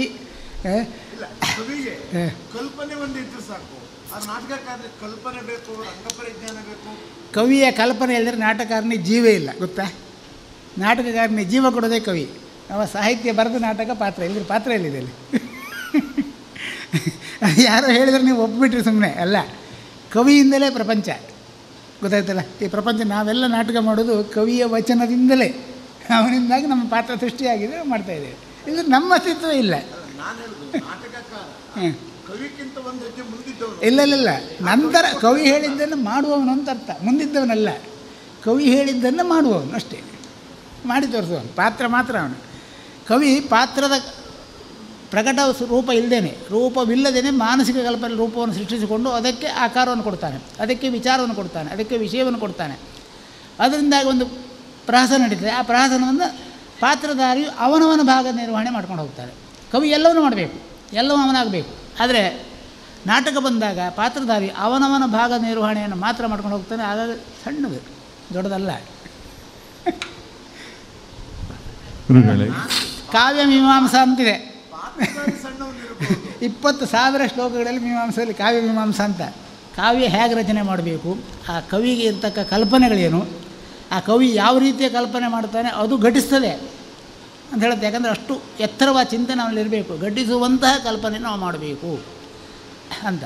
ಆ ಕಾವ್ಯ ರಾಮಾಯಣಕ್ಕೆಲ್ಲ ಕಥೆಯಲ್ಲಿ ಹೇಳ್ತಾರೆ, ರಾಮಾಯಣ ಬರೆದ ಮೇಲೆ ರಾಮಾಯಣ ಘಟಿಸ್ತು ಅಂತ. ವಾಲ್ಮೀಕಿ ಮೊದಲೇ ರಾಮಾಯಣ ಬರೆದಂತ ಕೆಲವು ಕಥೆ ಹೇಳ್ತಾರೆ. ಯಾಕಂದರೆ ಕಾವ್ಯ ಕಲ್ಪನೆ ಅಷ್ಟು ಅದ್ಭುತವಾಗಿರುತ್ತೆ. ಅದರ ನಂತರ ನಾಟಕ ನಡೀತದೆ ಅಂತ. ಹೇಳಿ. ಭಾವ ಅಂದರೆ ನಮ್ಮ ಪ್ರಕೃತಿಯೊಟ್ಟಿಗೆ ಹೊಂದಾಣಿಕೆಯಾಗಿ ಇರುತ್ತೆ, ಮೂಲ ಪ್ರಕೃತಿ, ಮೂಲ ವಿದ್ಯೆ. ಹೌದು, ಭಾವ. ಆದರೆ ಅದಕ್ಕೆ ವಿರುದ್ಧವಾಗಿ ನಮ್ಮ ಸಬ್ಕಾನ್ಷಿಯಸ್ ಸ್ಟೇಟಲ್ಲಿ ಭಾವನೆ ಹುಟ್ಕೊಳ್ತದೆ ಅಂತ ಹೇಳಿ. ಪರಿಸ್ಥಿತಿ, ಅನಿವಾರ್ಯತೆ, ಸಂದರ್ಭ, ಸಮಯ, ಕಾಲ, ದೇಶ ಮತ್ತು ವ್ಯವಸ್ಥೆ, ಇಷ್ಟು ಕಾರಣದಿಂದ ಭಾವನೆ ಉತ್ಪನ್ನವಾಗುತ್ತೆ. ಭಾವ ಮೂಲ ಪ್ರಕೃತಿ ಒಂದರಲ್ಲಿ ಉತ್ಪನ್ನದು ಒಂದೇ, ಅದಕ್ಕೆ ಭೇದ ಇಲ್ಲ, ಭಿನ್ನ ಭೇದವೇ ಇಲ್ಲ. ಭಿನ್ನ ಭೇದವು ಈ ಕಾರಣದಿಂದ ಭಿನ್ನ ಭೇದತೆಗಳು ಹುಟ್ಟಿದಾಗ ಹಲವು ರೀತಿಯ ಪ್ರವೃತ್ತಿಗಳು ಭಾವನೆಯಿಂದ ವ್ಯಕ್ತವಾಗುತ್ತೆ, ಗೊತ್ತಾಯ್ತಲ್ಲ. ಹಾಗಾಗಿ ಮುಖವು ಅದೆಲ್ಲವನ್ನು ತೋರಿಸುತ್ತೆ ಅಂತ ಹೇಳ್ತದೆ. ಅದನ್ನು ನಾವು ನೆನೆಸದೇ ಭಾವನೆ ಆಗಿಬಿಡುತ್ತೆ. ಅದು ಬಹಳ ಕ್ಷಿಪ್ರ. ಭಾವನೆ ಅಂತ ಹೇಳೋದಿತ್ತಲ್ಲ, ಅದು ಮೂಲ ಪ್ರಕೃತಿಯ ಪ್ರಕಟ ರೂಪ ಆದ್ದರಿಂದ ಬಹಳ ಕ್ಷಿಪ್ರ, ಅದಕ್ಕೆ ಮನಸ್ಸಿನ ಹಿಡಿತ ಇಲ್ಲ. ಹಾಗಾಗಿ ತೋರಿಸ್ಕೊಳ್ಬಾರ್ದಂತಿದ್ರೂ ಮುಖದಲ್ಲಿ ಹೊರಗೆ ಬಂದುಬಿಡುತ್ತೆ. ಸತ್ಯವ ಸುಳ್ಳ ಅಂತೇಳಿ ಮುಖದಲ್ಲಿ ಗೊತ್ತಾಗ್ಬಿಡ್ತದೆ. ಯಾಕೆ ಹೇಳಿ, ಮನಸ್ಸಿನ ಹಿಡಿತ ಇಲ್ಲ ಅದಕ್ಕೆ. ಭಾವನೆಗೆ ಮನಸ್ಸಿನ ಹಿಡಿತ ಇರುವುದಿಲ್ಲ. ಅದಕ್ಕೆ ಉಪಾಯ ಏಕಾಗ್ರತೆ. ಅದು ನಂತರ ಅದು ಭಾವನೋದ್ವೇಗ ಆಗುತ್ತೆ, ಆಗ ಅಪಾಯ. ಹೌದು, ಭಾವನೆಯ ಉದ್ವೇಗ. ಅದಕ್ಕೆ ಏನು ಉಪಾಯ? ಏಕಾಗ್ರತೆ. ಮನಃಶಾಸ್ತ್ರ ಕಲಿಬೇಕು. ಕಣ್ಣೋ ಮಹರ್ಷಿ ಹೇಳಿದ ಮನಃಶಾಸ್ತ್ರ ಅಧ್ಯಯನ ಮಾಡಿದರೆ ಅದಕ್ಕೆಲ್ಲ ತುಂಬ ಸರಳವಾದ ಉತ್ತರ ಇದೆ. ಭಾವೋದ್ವೇಗಕ್ಕೊಳಗಾಗದೇ ಇರುವುದು ಹೇಗೆ ಅಂತ ಬರ್ತಾರೆ ಇಲ್ಲಿ ಸುಮಾರು ಜನರೆಲ್ಲ. ಈಗ ಡಿಪ್ರೆಷನ್ ಅಂತ ಅದಕ್ಕೊಂದು ಶಬ್ದ ಬಂದುಬಿಟ್ಟಿದೆ, ನಾವು ಡಿಪ್ರೆಷನ್ಗೆ ಹೋಗಿದೆ ಅಂತ. ಅವರಿಗಿರುವಂಥ ಸರಳ ವಿಚಾರ ಗೊತ್ತಿಲ್ಲ.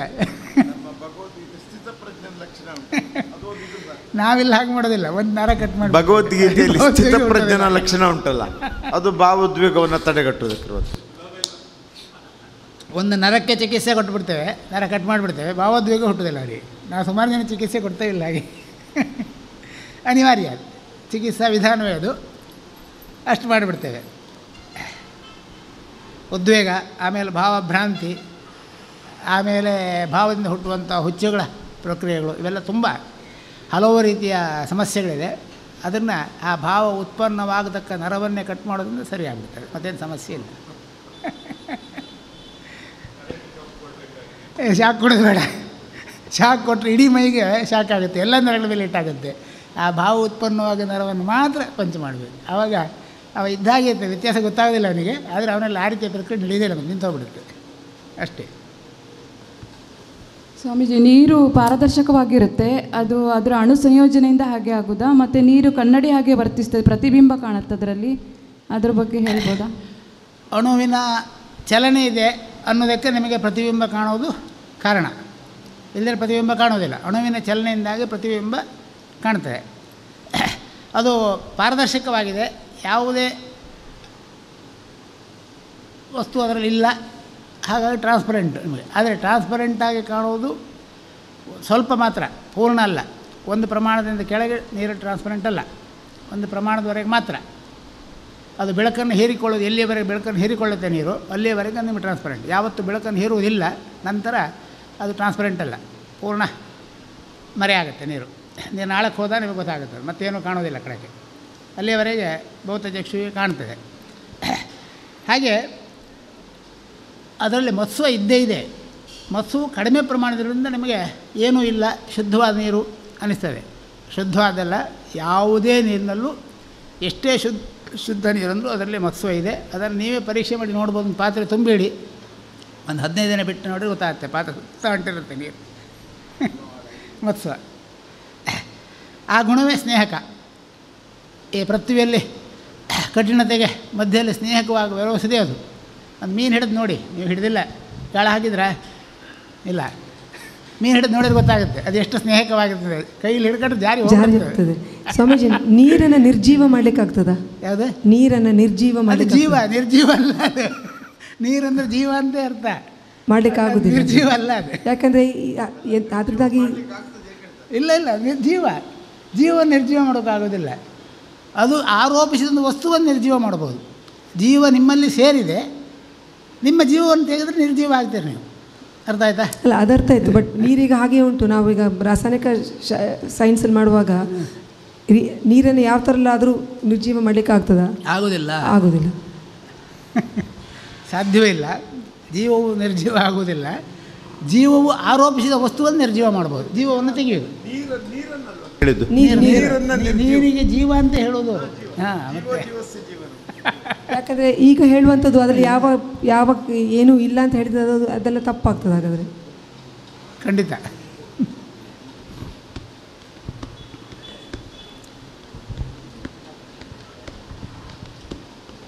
ಸ್ವಾಮೀಜಿ, ಆಟಿಸಮ್ ಅಂತಂದು ಉಂಟು, ಅಲ್ಲಿ ಮಕ್ಕಳು ಕನ್ನಡದಲ್ಲಿ ಹೇಳಿ ಅದನ್ನು.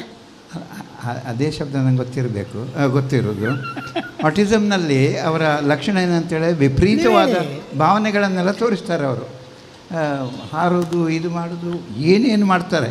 ಈಗ ಅವರನ್ನು ಕೂಡ ಅವರ ಆ ಪರ್ಟಿಕ್ಯುಲರ್ ನರವನ್ನು ಕಟ್ ಮಾಡಿದರೆ ಒಂದೇ ಅಟೆಂಪ್ಟ್ನಲ್ಲಿ ಸರಿ ಮಾಡಬಹುದು ಅವರನ್ನು. ಅಂದರೆ ನೀವು ಹೇಳೋದು ಅದೊಂದು ಕಾಯಿಲೆಯಾಗಿ ಕೊಂಡಾಗ ಸುಪೀರಿಯಾರಿಟಿ ಕಾಂಪ್ಲೆಕ್ಸ್ ಬರೋದಲ್ಲ, ಮನಸ್ಸಿನ ವಿಕೃತ ಉದ್ವೇಗ. ಅದರಿಂದಾಗಿ ಮಕ್ಕಳು ಅರ್ಥ ಚಟುವಟಿಕೆ ಮಾಡ್ತಾರೆ. ಅದಕ್ಕೆ ಟ್ರೀಟ್ಮೆಂಟ್ ಕೊಡ್ತಾ ಇದ್ದೇವೆ ನಾವು, ಸುಮಾರು ಜನ ಗುಣಪಡಿಸಿದ್ದೇವೆ. ಹೌದಾ? ಸಾಧ್ಯತೆ ಇದೆ. ಒಂದೇ ಅಟೆಂಪ್ಟಲ್ಲಿ ಆಗುತ್ತಂತಲ್ಲ, ಅದು ಮಕ್ಕಳಿಗೆ ಚಿಕಿತ್ಸೆ ಕೊಡೋದ್ರಿಂದ ಹಂತ ಹಂತವಾಗಿ ಸ್ವಲ್ಪ ಕಡಿಮೆ ಮಾಡ್ಕೊ ಬರಬೇಕು. ಫುಲ್ ಕಡಿಮೆ ಮಾಡಿದರೆ ಎಲ್ಲ ಬಿಟ್ಟು ಸನ್ಯಾಸ ಕೂತ. ಈಗ ಹೇಳಿದರು ಶುಕನಿಗೆ ಹುಟ್ಟುವಸ್ತಿಗೆ